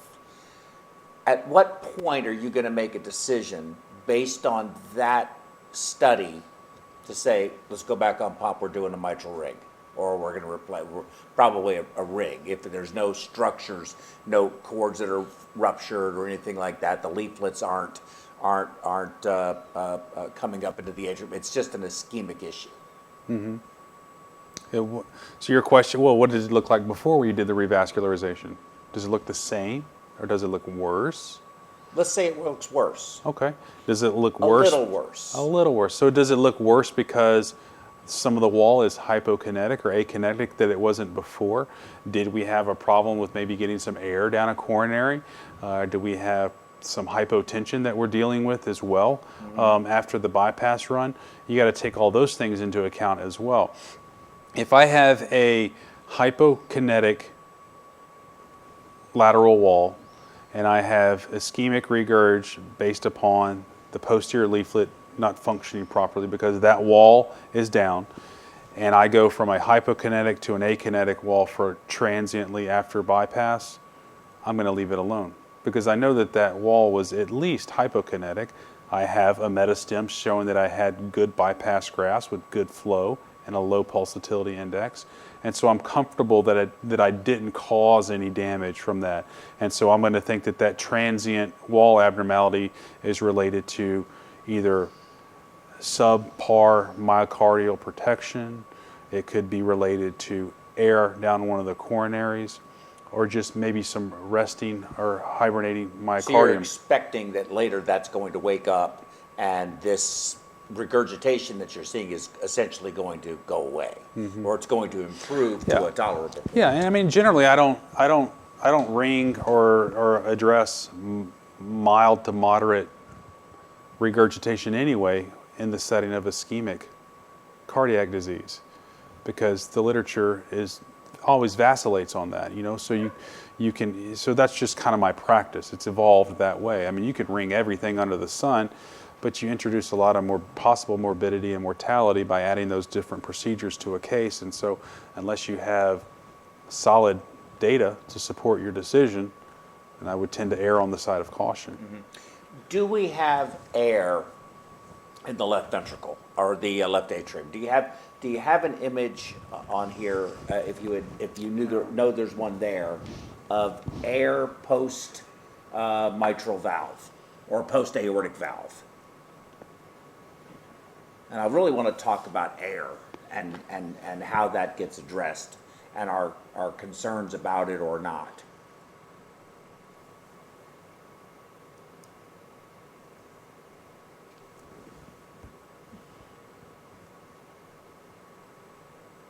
I think only the blue ones are clickable.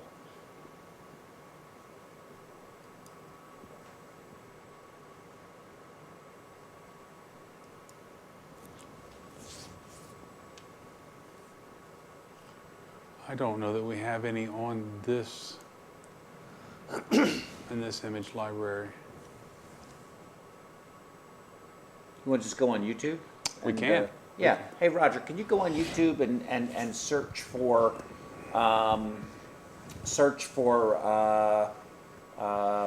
left atrial air post mitral valve replacement? TEE. And TEE or whatever. Let's see, you see anything? Scroll down maybe? Yeah, you can. Oh. What about there? Mitral, there's stenosis now. Oh, here, I could type it.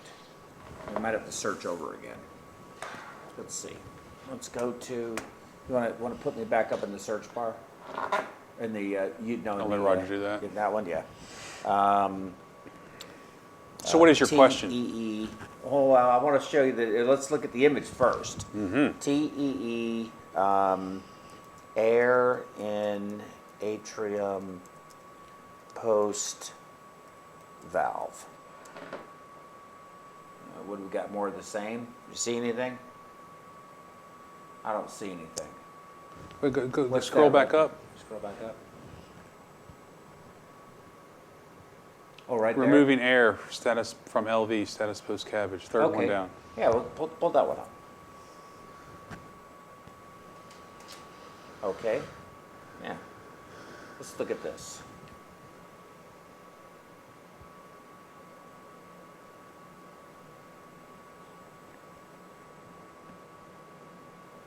So that was, they were transitioning from the short axis view to a long axis view. At the beginning of that clip, you saw the short axis view of the aortic valve, and now they're doing a two chamber long axis view, right? You see the left atrium and the left ventricle primarily. And then the aortic valve is sneaking into the picture there a little bit. Look at all that air. Look at it. All So that's going- him sticking his hand in there and shaking the heart, trying Yeah. to stir up the air. Yeah. and that little vent that's up in the aorta. Okay. All right. Now you would agree. I mean, that's not a huge amount of air, but that's Some air. Insignificant amount. of Yeah, air. and also what kind of air is it? Is it room air or is it the carbon dioxide? Because, Right. when I do valve procedures, I use CO2 in the field. So some of those air bubbles are, CO2, and they're not clinically significant. or at least they're more absorbable. Yeah. They're more absorbable. I think if you have a big enough bolus of it, even if it is Sure. CO2, but it's still a lot, and it's not all going to be CO2, even if you are flooding your field with CO2. Mm-hmm. So why do you get so excitable? Not you, but all of you guys, over that little teeny bubble that's in the connector when you make your connection to go on pump. I think a lot of what we do is anecdote and historical, and we do it. That's the way we do it because that's the way we do it. But we do know that air is a nidus, or can be a potential pathogen. It can cause an infarct, and so anytime that you can reduce it, I think you should. It's an air bubble in the arterial cannula gets delivered directly to the systemic circulation. So obviously you want to reduce that because you know it could be a problem. Yes. So why would you not? Sure. Why That's a would you great not? answer. No, You wouldn't. I'm with you. I mean, that's a great answer too. And there's a simple answer to that before we take our break. The perfusion mantra, no bubbles, no troubles. That's why you would remove it, Yes. because that's just the perfusion mantra. But then, do you remember Bullwinkle, Rocky and Bullwinkle? And they always had that thing, it would either be, they would have that, what's that thing called where you say something but you have two things that go with the parables. So no bubbles, no troubles, but what's a little air among friends? Because that's a lot of air. And these patients do, remarkably well regardless. They do. But here's the other limitation is you guys don't follow them long term. Once they get dropped off in the ICU and the case is over, you guys tend to not be around. No fault of your own, but that's another good point. When you extubate the patient, I mean, if we were to do if we do neurocognitive testing, and they've shown this, neurocognitive testing pre-op versus post-op, a lot of these people will have insults. You're able to document an insult. Whether it's clinically significant long-term, that's debatable. If you did diffusion-weighted MRI on everybody that has heart everybody surgery, has a stroke. Everybody Yeah. has a stroke. And so that's one of our frustrations when somebody wakes up maybe a little bit goofy or off, or they're just not their self, and then they, the hospitalist or somebody sends them down for a head CT or an MRI, and now you've got stroke in the chart. Well, technically, yeah, sure. In a pure sense, yeah, maybe they did, but it's not clinically significant. Isn't And it? so- Is it not clinically significant? That's another Well, question then you altogether. have to look at the neurocognitive testing in long term. A lot of those people that have deficits initially will eventually return to their baseline. And so, But what is the long-term effect of these insults that occur? And I don't necessarily think we have the full answer on that. Well, actually, I think we do have the answer on that. They're cumulative and they're not good at all. What do we do about that? Because again, you worry about that little teeny bubble that you can barely. You're looking at it through magnification. What do your loops magnify? mine are 3.5x. 3.5x. So that itty bitty bubble that I can't see with my glasses probably looks this big to you. But we accept that. Is there anything that can be done about all of that. Do we vent, I don't think our vent captures 10% of it, maybe 20% of it if we're lucky.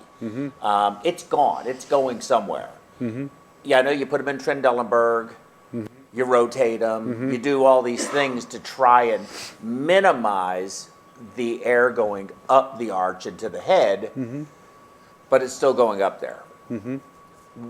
Do we de-air sufficiently after an open cardiac procedure, and is there something else that should be being done? Open cardiac, I mean mitral A or valve, okay. anything where we're opening the heart, the chambers themselves, where we're getting air inside the heart. Yeah, I mean, when you have a perioperative stroke rate of less than 1%, yeah, I think you're doing a sufficient job of de-airing. I don't think that we need to change the algorithms. Now, whether we're doing too much or is the air that we see as significant as we think it is, probably not. I mean, that's probably true with a lot of stuff that we do. But who's going to study that, you know? You know, would you sign up for that study? Patrick. We're going to either de-air you or not de-air you. Are you willing to sign up and be in our study?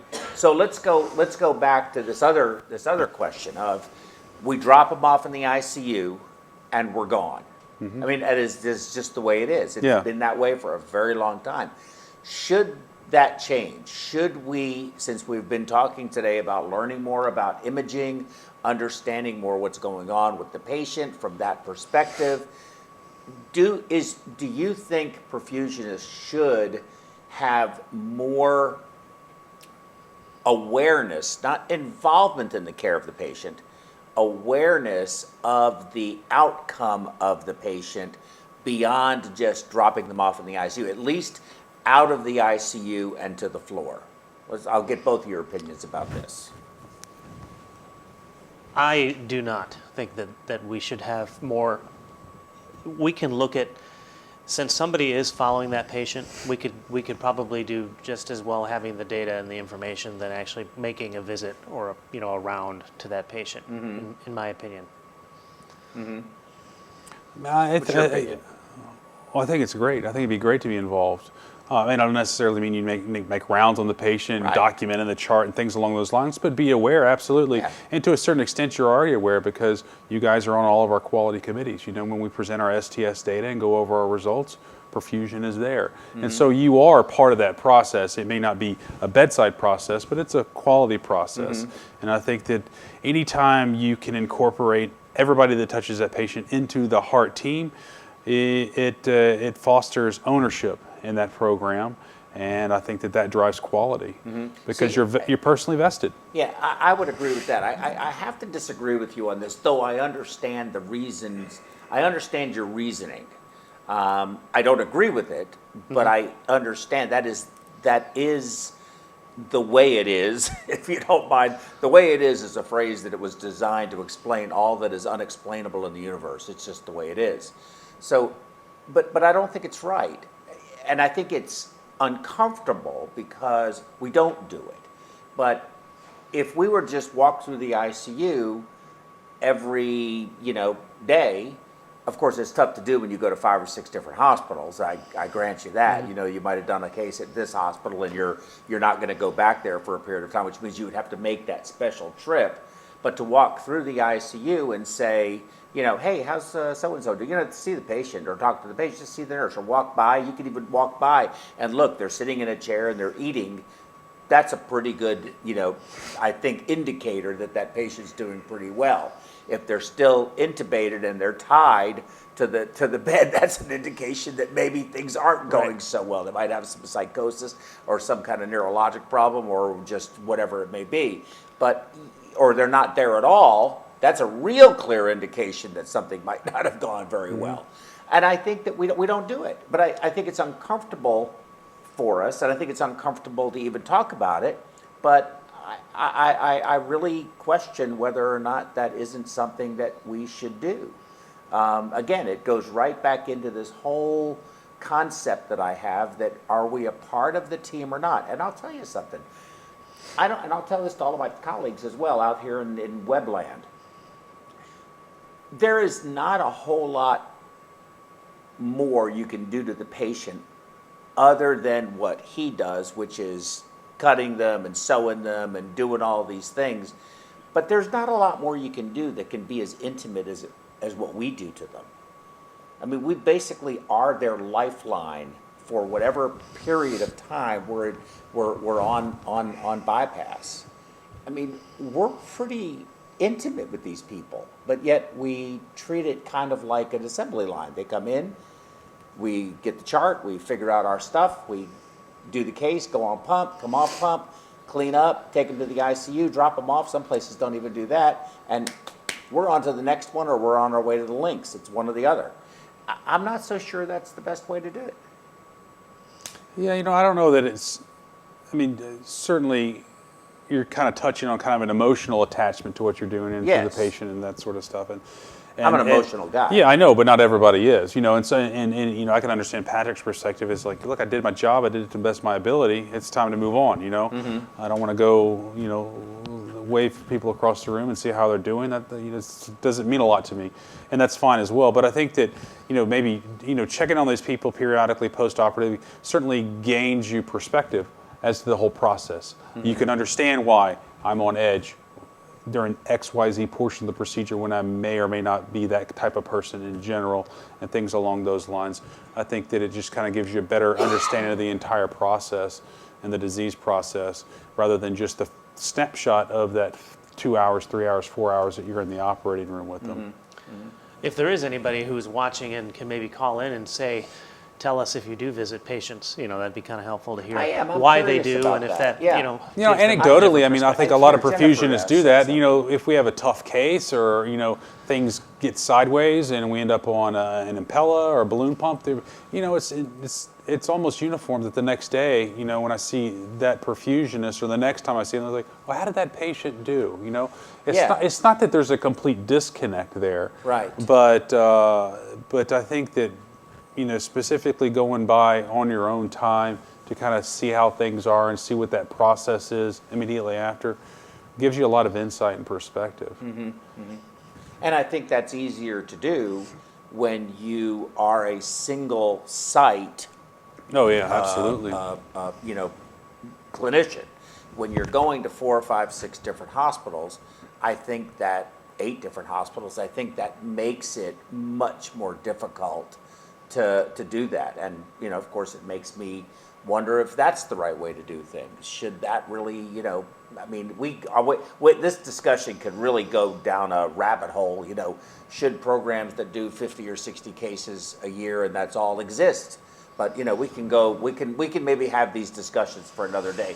Jennifer asked a really good question.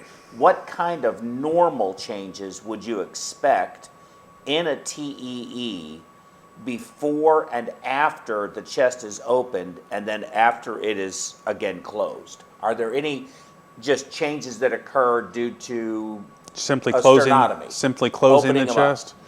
Yeah, I mean, I think that once you open the mediastinum, I mean, you think of the mediastinum, it's a confined space, right? It's got anteriorly you got the sternum, posteriorly you got the spine, and then laterally you have the pleura. And the pericardium, more specifically, is it's a closed space. And anytime you open that space, you provide an outlet for any kind of pressure gradient that's across that space. And so, if you open the sternum and then open the pericardium, I would expect the CVP to drop a little bit. You may see a decrease in the pulmonary indices. But what about your TEE images? Will there be any changes, I guess, in terms of? I'm assuming her question has to do with. Would you see anything change in terms of your valves? Anything different in terms of, with the heart now sort of free to move around? Yeah. Will there be differences? No, I think that if you have your echo probe in a specific location of the heart, and then you open the sternum, the heart can shift a little bit, so you may have to adjust the orientation of your transesophageal echo. But I never expect a change in the wall motion, the characteristics or the quality of the wall motion, or create a valvular problem, or the valve function to change in any way measurable by simply opening the chest and then closing it. To extrapolate that into the closing of the chest, sometimes you close the chest and their pressure may dip or something along those lines. I don't expect the function and all that to really be changed that much. You should not If it does, then there's something wrong. But I don't expect like Like there's a lap in there and you're pushing down. right. I don't something expect that can a make normal difference. physiologic change to take place. Okay, well, we answered, hopefully we answered your question. Okay, how about if we take another short break? I need to use the restroom, and come back and tackle CT scans and go from there. Okay, Roger, we'll go to break.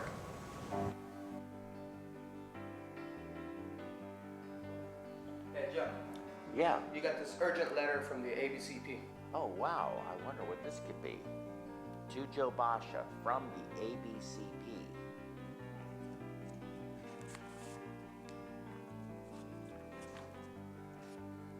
Wow, this looks official. Dear Certified Clinical Perfusionist, the American Board of Cardiovascular Perfusion is advising you that you must submit 10 Category 1 CEU by next week, or you will lose your certification. Sincerely, Dave Matthews, PhD, Roger Ramirez, PhD, and the executive co-directors. Let me call my immediate supervisor, Stephanie, and ask her if I can go. This is perfect.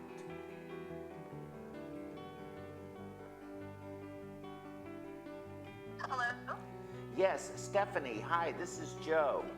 Hi, Joe. Stephanie, I just got an urgent letter from the ABCP stating that I am 10 CEUs short, and I've been looking at this New Orleans conference, and I'd like to submit my request to go to that because I really need the credits.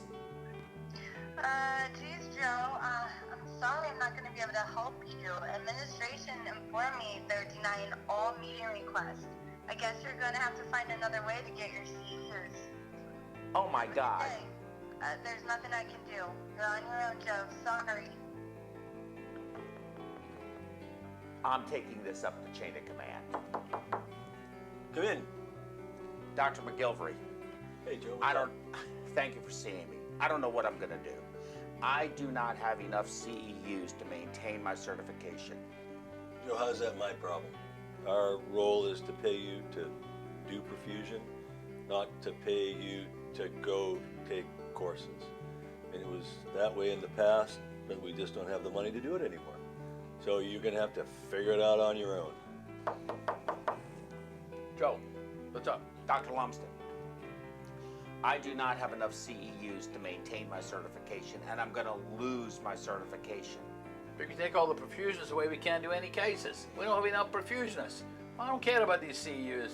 Costs too much money. You got to stay here and do these cases. Figure out some other way you're going to get education.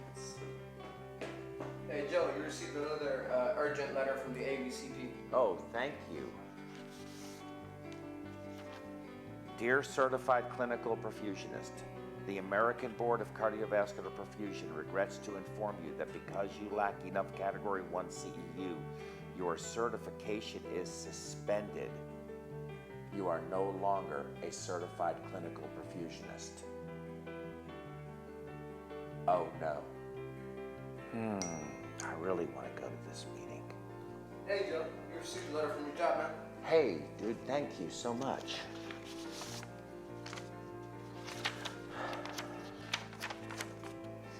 Dear Joe Basha, the Health and Happiness Hospital regrets to inform you that because you lost your ABCP certification due to a lack of Category 1 CEUs, you are fired.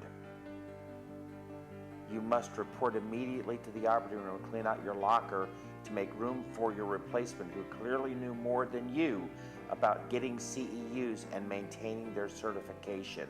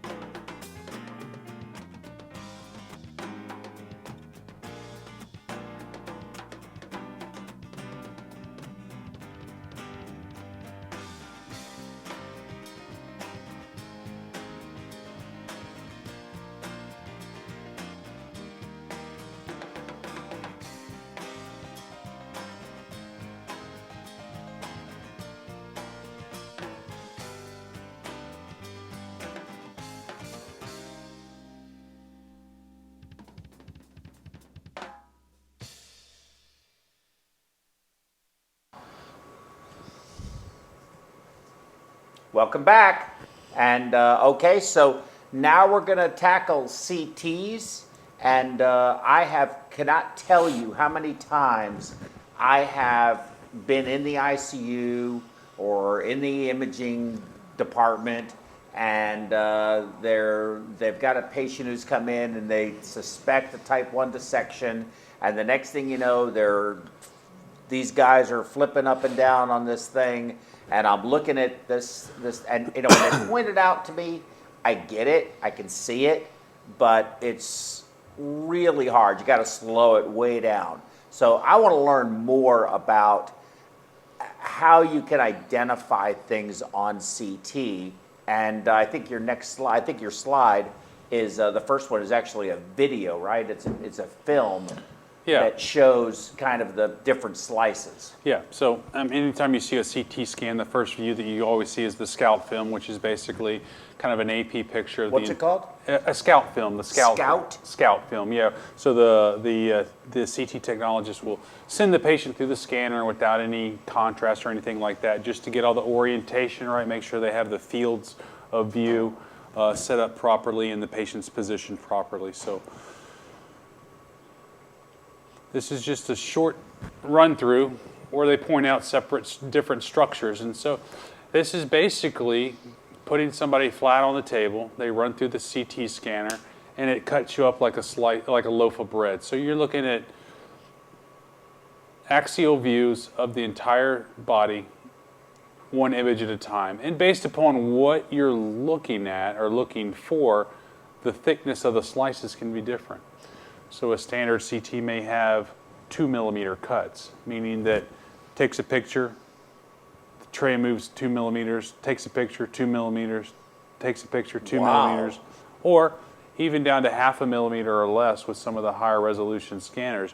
And so if you're doing a contrasted study, say a cardiac gated CT scan, or a CT scan, a CT angiogram of the aorta, you're going to want thinner cuts, because you don't want to miss any pathology, because we're usually talking about dissections, aneurysms, ruptures, those sorts of things. Or with the cardiac gated CTs, you're looking for valvular abnormalities, aneurysms within the heart, coronary anatomy, if you're looking at the bypasses or even the native vessels. And so depending on what you're looking at, the protocols and how the scan's taken and the depth of the cuts can all be different. So you can see the various structures, and then it just follows it down all the way down through the pelvis.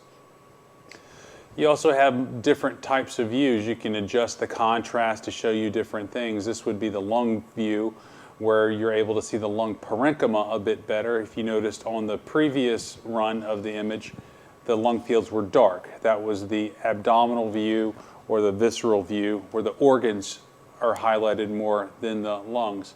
And by simply changing the contrast or the depth of the contrast, you could see the lung parenchyma and the lung tissues.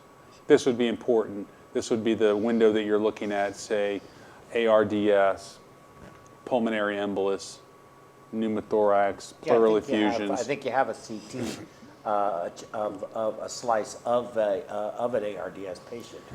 And then obviously this would be non-contrasted, because you could see that the blood vessels are not highlighted as much. It was more apparent on the last view or the last series than this series. So now you're going into this is the diaphragm. This is the diaphragm that you're looking at. You could see the spleen off to the screen right, the liver on screen left. There's air and fluid within the stomach there. The pancreas that they're highlighting there. And then we have some static views where I can give you some better orientation, and we could talk about a little bit of the anatomy. Mm-hmm. But this is valuable. The difference between this and chest X-rays, obviously, the degree of resolution and the specificity and sensitivity of it. This gives you an entirely different amount of information. So this is a contrasted CT scan of the chest. And I say it's contrasted because the vasculature is bright. Okay. The non-contrasted, the Hounsfield units, which is the degree of density that CT scans are measured with, would be much, much lower. So the vasculature, so just we orient everybody. Axial ones, unless they're prone for whatever reason, sometimes if they're going to have a CT-guided biopsy, they may be laying on their stomach so the radiologist can access the posterior aspect, etc. Everybody is laying on their back, and so posteriorly you have the spine, you have the vertebra, transverse spinous processes,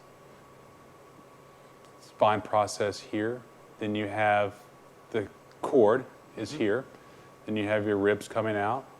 This is going to be the scapula, okay? So this is outside the chest cavity. This is in the anterior, obviously, pectoralis here, breast tissue. This is going to be the sternum. And so we know that directly beneath the sternum, we have the anterior mediastinum. So if you have a patient that has a mediastinal mass, this is kind of where you're going to see it, a thymoma, a thyroid malignancy, a teratoma, or even a lot of lymphomas will show up in this area as well.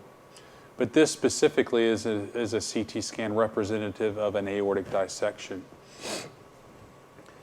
In the heart, you have the aorta that comes out anteriorly.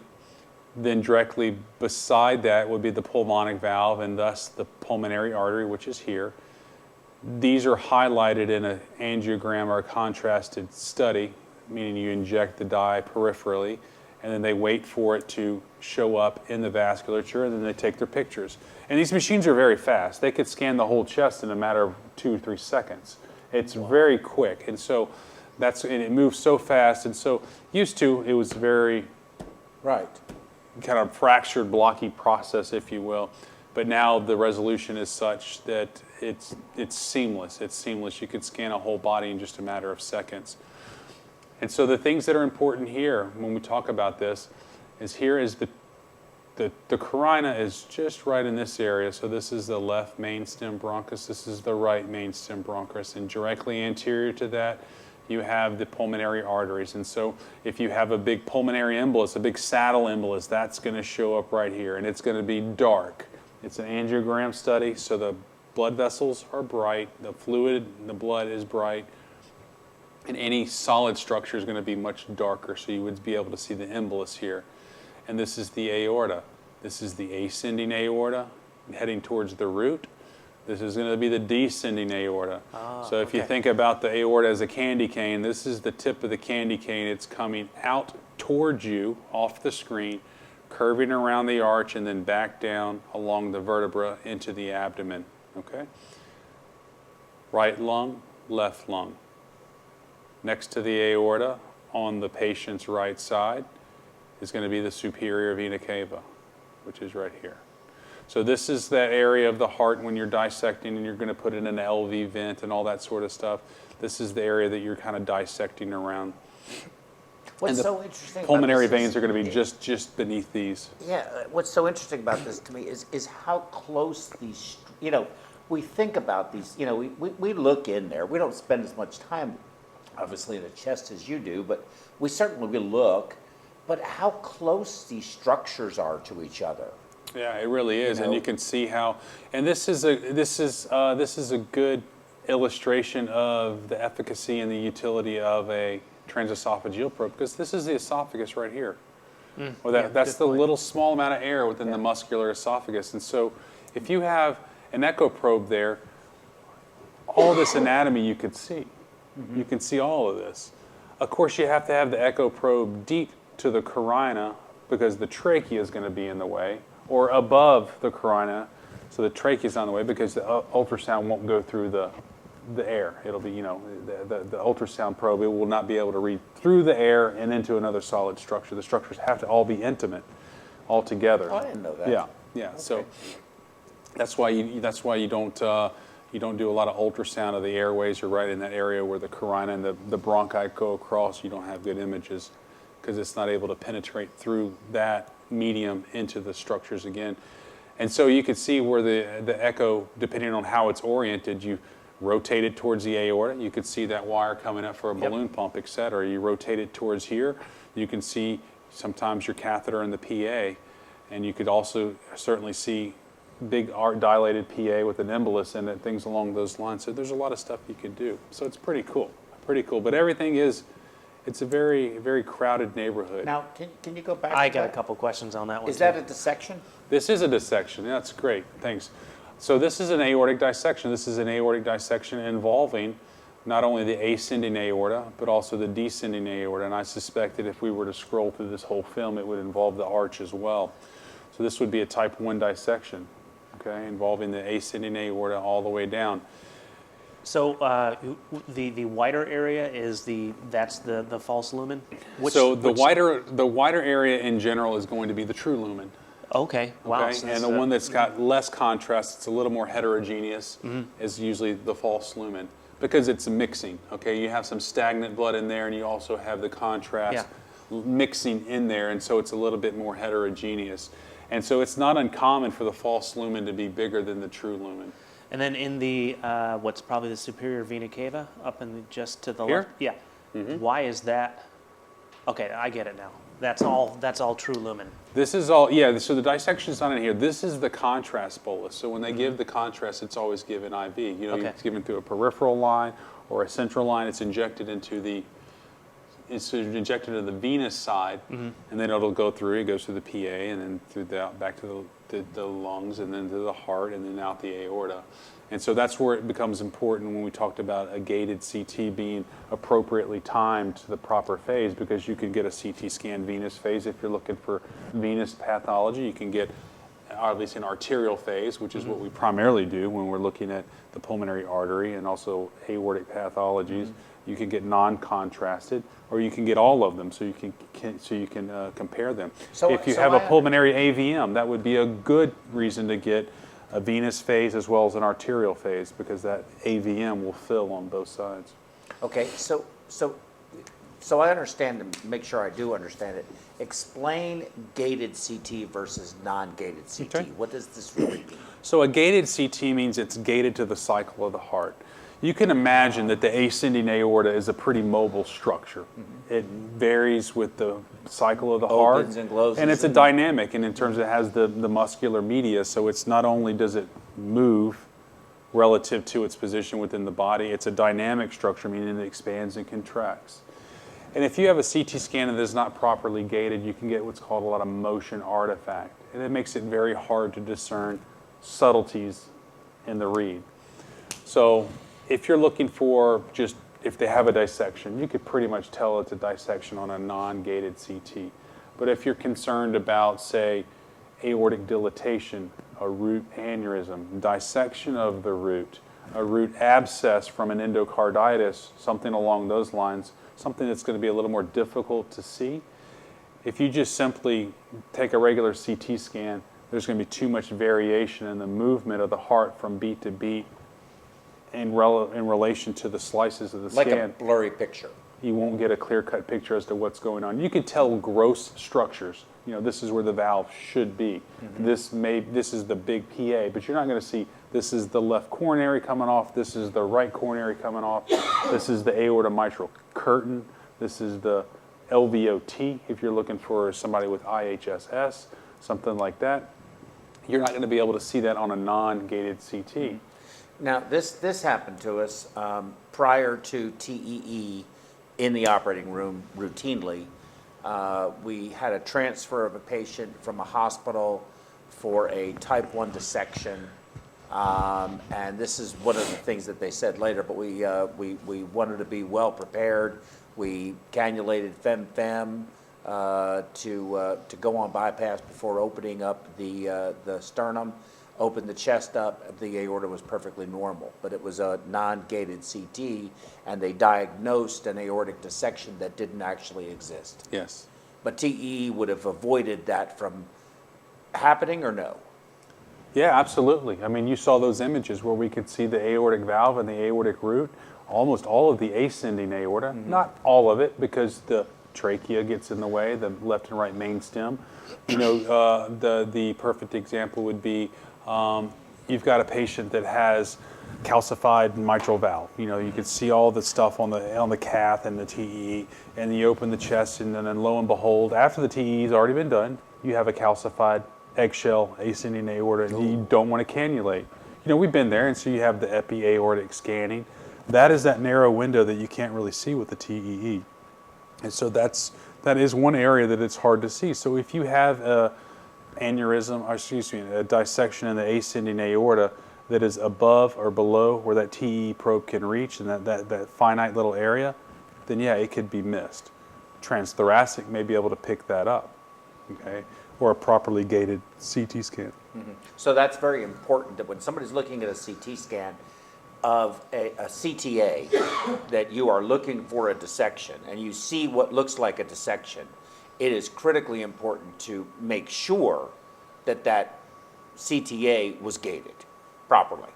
I think that if it's a properly gated CT, then you can move forward with high levels of confidence that that's what the pathology is. Mm-hmm. If it's a non-gated one, you see a lot of motion artifact, or if the phase of the contrast administration is not such that it's mostly in the artery, sometimes these things can be poorly timed. Mm-hmm. And so the disease, most of the contrast may be in the PA or the vena cava.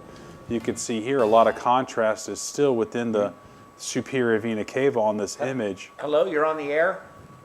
Yeah, hey, Joe, it's Kenny from Pennsylvania, Kenny Lascalia. Hey, Kenny Lascalia, what's going on, man? Not much. Listen, this is a question I had. There's a few times when they're trying to decide how bad the mitral regurg is to decide whether to replace it or not. And there seems to be discrepancy on the person that's looking at it to decide, is it a replaceable valve or do we just leave it alone? So I was just wondering, for the surgeon there, did he ever have any situations where it's a tight call and somebody probably would be called in from cardiology, but who would make the final decision on whether to replace the valve or not? Yeah, I think that is a great question, and I think there's probably more than one way to answer that and still be okay. So, obviously sometimes it's obvious. If you have a severely tethered posterior leaflet, that an annuloplasty is not really going to fix that. You're going to decrease the annulus, but you're not going to be able to untether that leaflet. And so I think a repair, unless you're doing neocords and mobilization, etc., that's going to be a very durable repair. And so you usually have that information going into it. I often will call the cardiologist that did the study. They always know the day that I'm doing the repair, and so some of these guys go to multiple hospitals. And so I do like to make sure that they're around, and I have called them into the OR to take a look at that. And I usually defer to them whether it should be replaced right away or if they say it's repairable. And then they'll oftentimes, because it's such a collaborative effort, they'll kick it back to me and say, do you think you can repair this? There was, and it certainly is a topic for debate, whether repair and replacement, which one is better. Some people are dogmatic that repair. Some people are indifferent. But I think depending on the age of the patient, the pathology that you have, the most durable thing is often the best thing. And I don't think that if you're able to preserve the subchordal apparatus, etc., I don't think that a replacement is bad. I don't think that these people do poorly long term. If it's a young patient, obviously you're going to lean towards more repair, and you may be more aggressive with trying to repair a valve that's marginally repairable. But I often engage the cardiologist, and if I'm vacillating and I'm on the fence, and I'll call the cardiologist. If he's not available, we'll have a discussion there on the phone. I mean, a lot of times we can FaceTime these guys nowadays, and so they can actually see the echo loops. It's not unusual to get a patient referred to you for a mitral valve that has concomitant coronary disease, and they've not had a TEE, and the first TEE they have is in the OR, and so you're actually kind of better delineating the pathology intraoperatively, and the cardiologist has never seen that. And oftentimes they're fine with the surgeon making that decision on whether to repair or replace. Okay. Ken, you brought up a good point. Let me see what you think about this, Dr. Duvall. Stay on the line, Ken. Yeah, sure. If you, I went to a meeting one time, and Carpentier was giving a talk, and he's a very good speaker. But of course, he made a comment to one of the other participants who had given a presentation.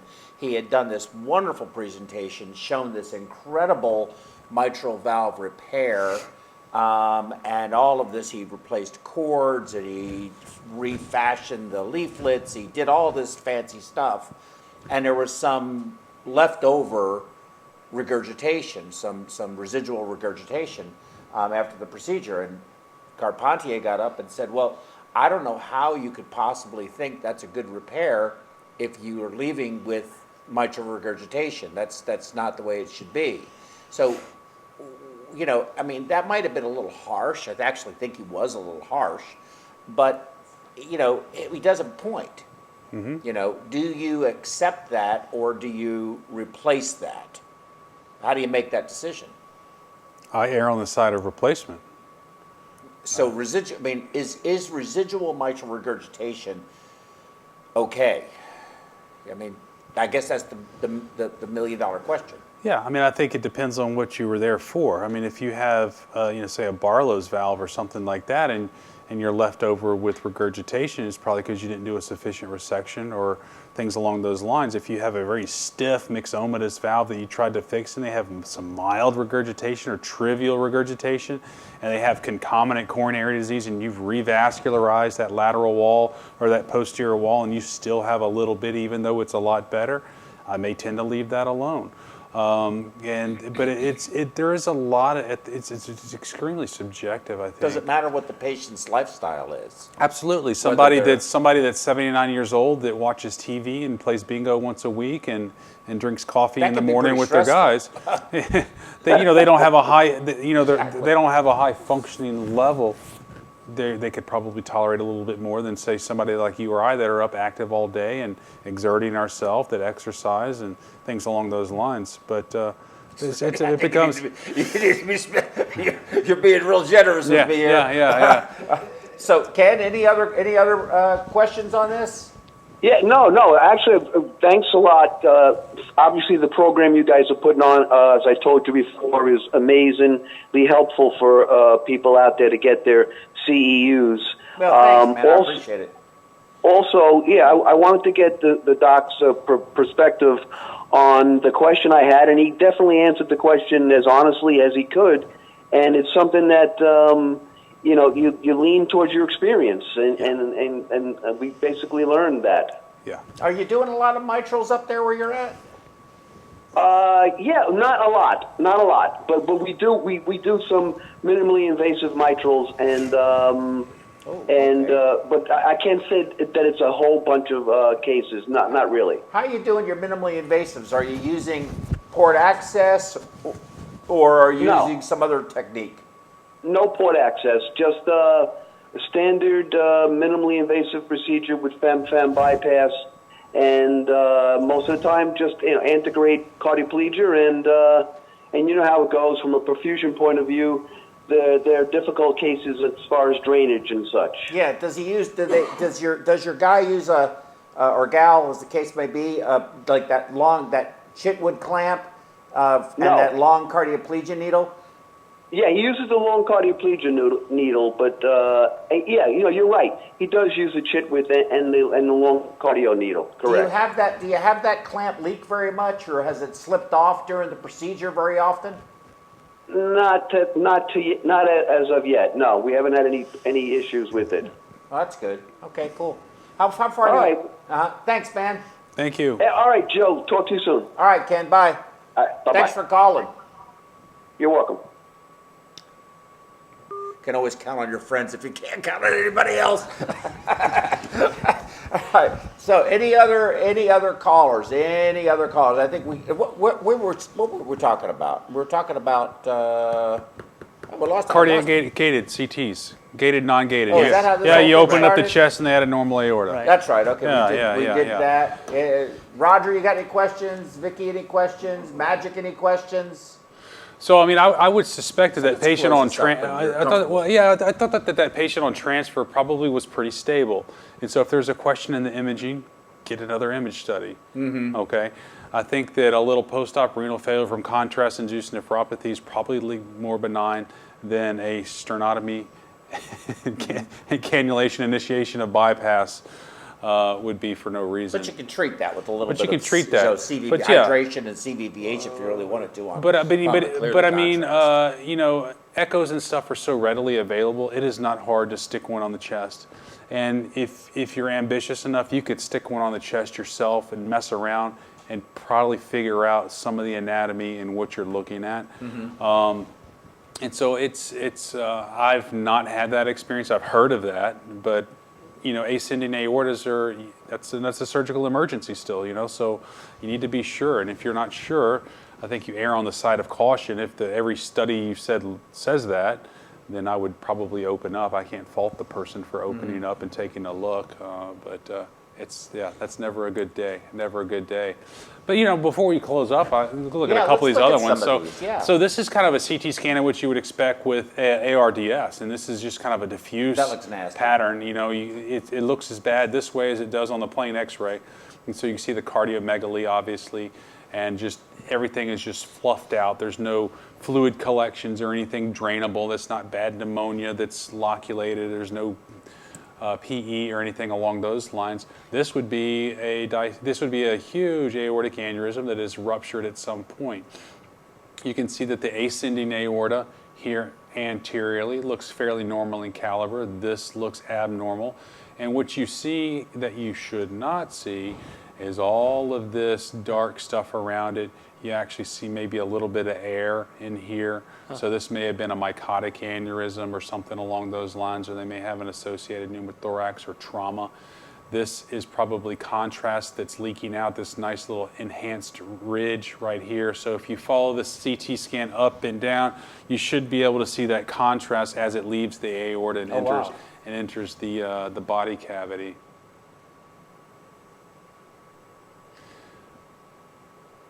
This is a different view. So you have the axial views, you have the sagittal views, which kind of goes from side to side, left to right, and then you have the coronal views, which kind of cuts the body up from front to back. And this is just interesting in that it shows the true lumen and then the false lumen of this same dissection. What's neat about this picture is it has the pictures in the arch, and you can see the intimal flap within the arch of the aorta of the dissection. So that would tell me that sometimes the extent of where you need to open up the aorta, whether you're doing a simple ascending replacement or if you're going to do a hemi-arch or if you're going to reimplant the head vessels, if you need retrograde cerebral perfusion, those sorts of things, all those fun nuances come into play when you're dealing with dissections such as this where you may have to circ arrest. Just a minute, I'm on the image on the left. Yes. Where we're pointing there, that is the actual, that's the beginning of the aneurysm? Is that right? I don't know if it's the beginning of the dissection, but this is a dissection. Whether it's the beginning or not, I can't tell you without looking at the whole scan. But it certainly goes into the ascending through the arch. This is demonstrating it in the arch of the aorta, and this is it extending into the descending thoracic aorta. Okay. And then this is just another labeled slide here of kind of how intimate everything is within the mediastinum. There's a lot crammed into a small area. But it really kind of comes together the way you were talking about. The esophagus is a great place to look at all that from. It's a great conduit to image the mediastinum. It really is. It's cheap, no radiation, and really benign. So this is interesting that this is a huge ascending aortic aneurysm. Huge aneurysm. So this A structure is the ascending, the D is the descending, and you can see how it occupies most of the anterior mediastinum. It displaces everything out of its way. So these are bad. These are bad. How do you ever put a clamp on that? Maybe you don't. You may just go circ arrest and then deliver antegrade to the root after you open it. And this is just a review slide showing the types of aneurysms you have. I typically describe them as a type A and a type B. I think it's the easiest one that most people remember. You get a DeBakey type 1 and type 2. And the DeBakey type 1, the type 1 and type 2 begin in the ascending, so the type A can be a type 1 or a type 2. The type 2 is just the ascending alone, and the type 1 would involve the thoracoabdominal. and then a type 3 would be distal to the left subclavian. This one I just threw in here as a curveball. I don't know if anybody is online wants to type in or call in and see if they can accurately describe what this aortic pathology is. If they guess it, they win the car. We're giving away 2 cars. Jennifer has already won 1. Jennifer, your keys are coming. Man, I want to answer this one. This is the first one I want to answer, but I'm going to let someone else do it. No, you can win the car. I can win the car? If you know it. Okay, I'm going to wait. Well, you have to wait. I'll wait, because yeah. There's a delay. So they don't know. They're still waiting to hear him say, if somebody could call in and guess this, and me saying it's a car. They're probably just now starting to hear it because there's that delay. So you can't jump it, jump the gun, say it, and then you're going to call it out. You just can't do that. It's not fair. You want me to say it or not? No. All right. Somebody else wants to win the car. As a hint, these used to be repaired open. These used to be big cases. I know. Then, They could be, and oftentimes this would be managed with a left atrial femoral artery bypass, LAFA bypass. That's right. And or just the clamp and sew technique. Okay, I'm not answering this one then. You don't know it? No. Oh, I'm going to make you answer it No, now. I got the wrong answer. I already know that. That hint made me know I have the wrong answer. Because I just know that. So. Write it down. Oh, and somebody's calling in. Somebody wants to win the car. I told you. You listen, there's motivation for people, okay? Hello, you're on the air. You want to win that car? Absolutely. Okay, who's this? This is Melissa calling a second time, so I should really get the card because I didn't get it for calling in the first time. Okay, the keys are, listen, I'll get your address. The keys are on the way. Excellent. So, is it a coarctation? That's exactly what this is. Very good. Very good. Excellent. Yeah. And so, I mean, obviously you see, and it looks like there's discontinuity in the aorta on this image, but in fact it's not. This is the sagittal view. We talked about, we saw the axial, we saw the coronal. This is the sagittal for you. So you're moving left to right, right to left in the patient. And so you have the anterior mediastinum is up here. This would be the sternum coming down. This would be the space where the thymic gland remnant is into the lung fields. This is the root of the aorta. And a couple of things that would tell me that this is long-standing is you see how big and huge the innominate is in the left subclavian, indicative of hypertension in this region. So those vessels have dilated over time. And then if you scroll back and forth, you'll see all the collaterals that would connect to the descending thoracic. And so this is exactly what it is. So do you know how old this patient is? This that has caused this much damage?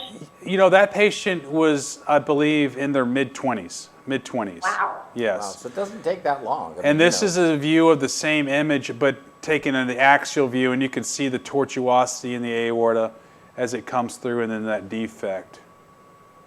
Okay, well, I'll be waiting for my keys. Thank you very much. Okay, now that's the first part of it. You get the keys, but you have to find the car.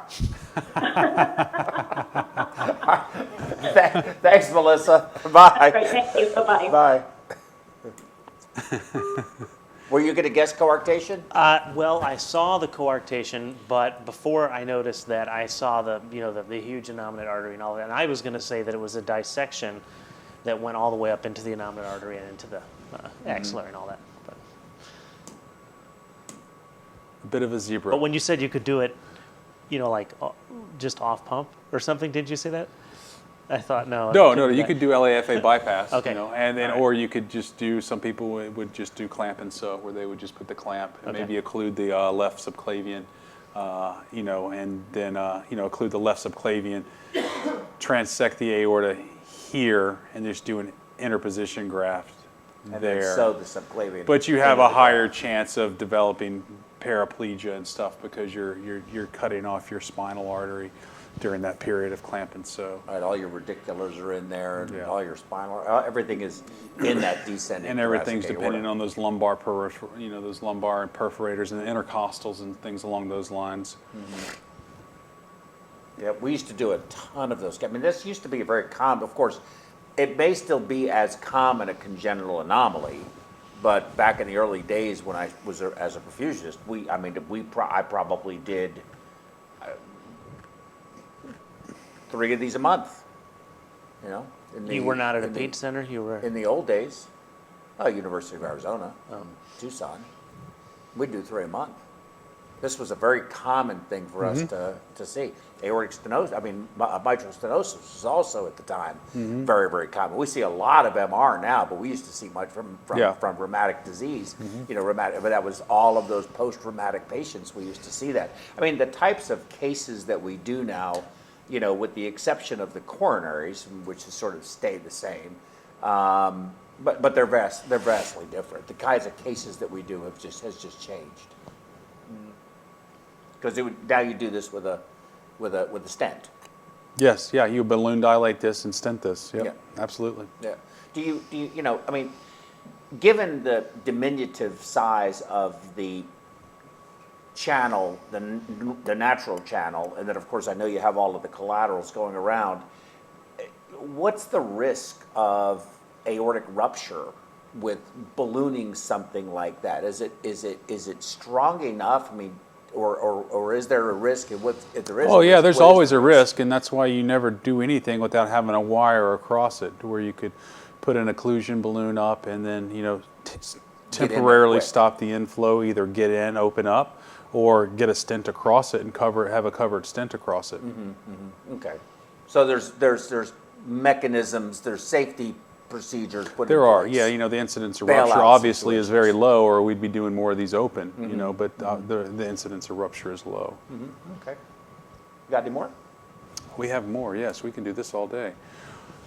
This is an aortic aneurysm. This is going to be infrarenal. So this is well within the belly here. So just some of the anatomy, we're below the renal artery. So these are your psoas muscles, left and right. This is your spine. This is going to be your L spine. This is just some of the viscera, the chitlins, as we say around here, rectus muscles, left and right, and then this is the aorta, just above the bifurcation into the iliacs. And so this is the aneurysmal portion. Oftentimes it will be thrombosed. It'll have clot in it, or atheromatous grummus, gradu, as we used earlier. Gradu. And then centrally you'll have the contrast. This is a classic example of what like an aspiration pneumonia would look like, rather than an ARDS with these significant effusions that are developing. And this is a classic example of dependent atelectasis, a patient that's sick in the ICU. This is the trachea here, and this is the endotracheal tube within the trachea. So this is an intubated patient, probably laying flat, been flat for a long time. And they get dependent atelectasis, where these small airways will collapse, and they'll fill with fluid, mucus, etc. And with ARDS, so I would imagine this patient is oxygenating poorly. Yeah, you can see there how the roto bed would work. That is a lot of fluid. Yeah, so this is obviously an extreme example, but I think it makes the point. And this is the coarctation from the coronal view, and this is a separate one where they've kind of developed could possibly be a little diverticulum there within the aorta. And this is for the last car. If somebody wants to, if anybody remembers these structures from when we initially started. If nobody calls, then Patrick can do it. Well, those were now Jennifer and Ken, you guys are getting keys to a fusion. Okay, so those are not bad cars, but for whoever calls in, if you can name 3 of these structures, 1 through 10, pick any 3 you want, you get one. That's where I do have internet. We're back. Oh, we're back? Yeah. Okay, cool. Okay, we're back. Sorry about that technical difficulty, everybody. You might have missed, so 20 seconds later, you'll hear me say this, that we're giving away a Ferrari if you can name 3 of those structures. It could be any one from 1 to 10, but if you name 3 of those to see if you've learned anything, then Jennifer and Ken, they get the fusion. Whoever can call in and answer that will get the Ferrari, keys to the Ferrari. Now this is all documented too. So oh, it's documented. Though you're going to get keys to the Ferrari. I mean, this is no joke.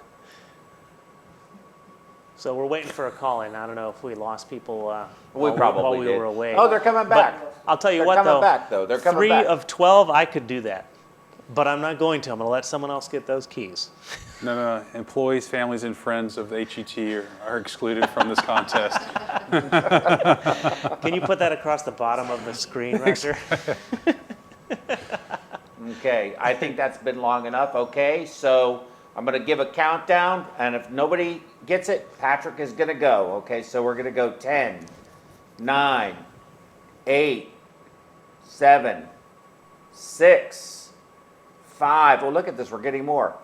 4, 3, 2. It's just moving up. It's just, it was 9, now it's 16. It's just coming back up. Huh? That's okay. Where was I at? 4? 4. So call in, ask, name these 3. Get the keys to the Ferrari. 2, 1. Lift off to Patrick. All right, I only have to answer 3 of 12, so I got it. 3 of 12, yes. You have to answer correctly, though. Oh, yeah, no, that's true. Yeah, I got it. So I would say that... Without going over. Huh? No, Yeah. nothing. I'm just... Yeah. So we have we have a right atrium is number 2. We have a right ventricle. We have a left... Which is number what? Number 9. We have a left ventricle. I'm going to exceed the expectations and tell everybody that these are pulmonary arteries coming off the heart up here. Well, we have a inferior vena cava. For anybody, well, let me just stop you for 1 second. I'm not 100% positive, but I'm about 90% positive. So I'm really hopeful. Number 2 is not the right atrium. That's correct. It's not. Correct. It is not It the is right not atrium. correct. So, I'm out. bonk, you have lost. Patrick is out. I still got the keys. You got the keys to the Ferrari? Can I see them? No. Yep. Okay, we've got the keys to the Ferrari. Now, it defaults to me.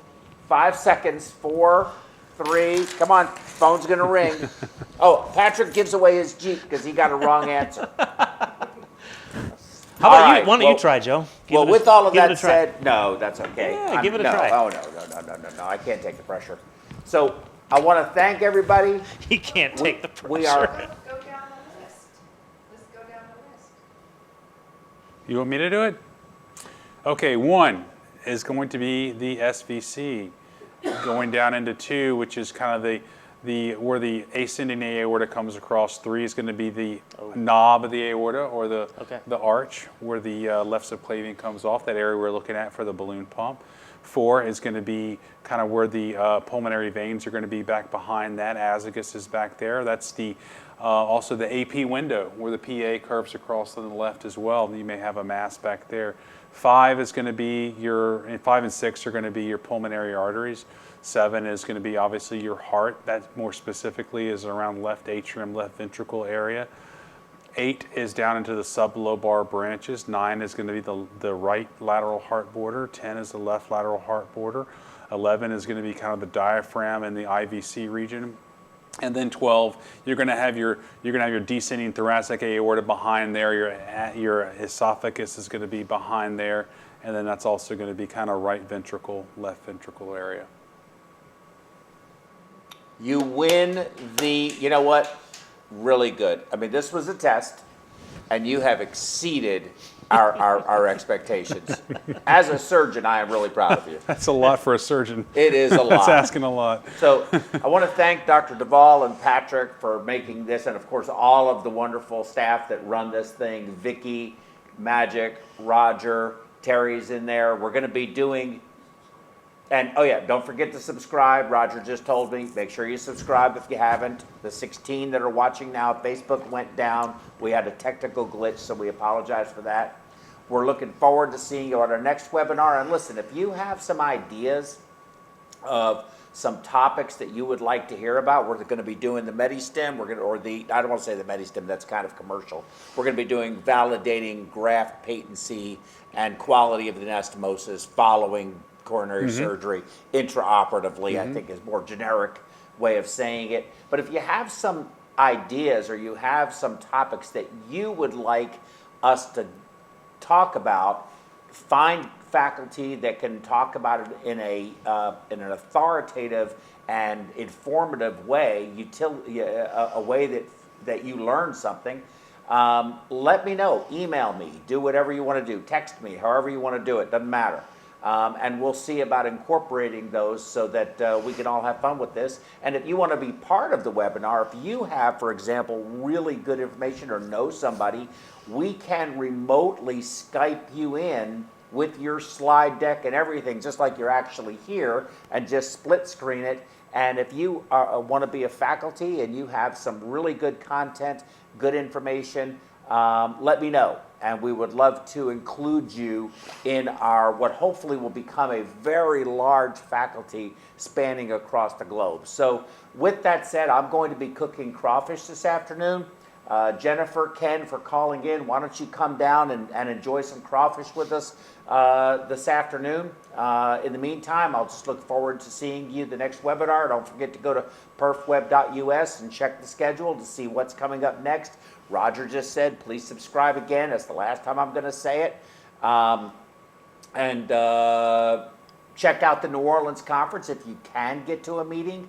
But again, we hope that this is bringing you real value, getting your CEUs, and giving you some really good information and topics. So thank you again. Looking forward to seeing you next time. On behalf of the faculty and the staff, au revoir.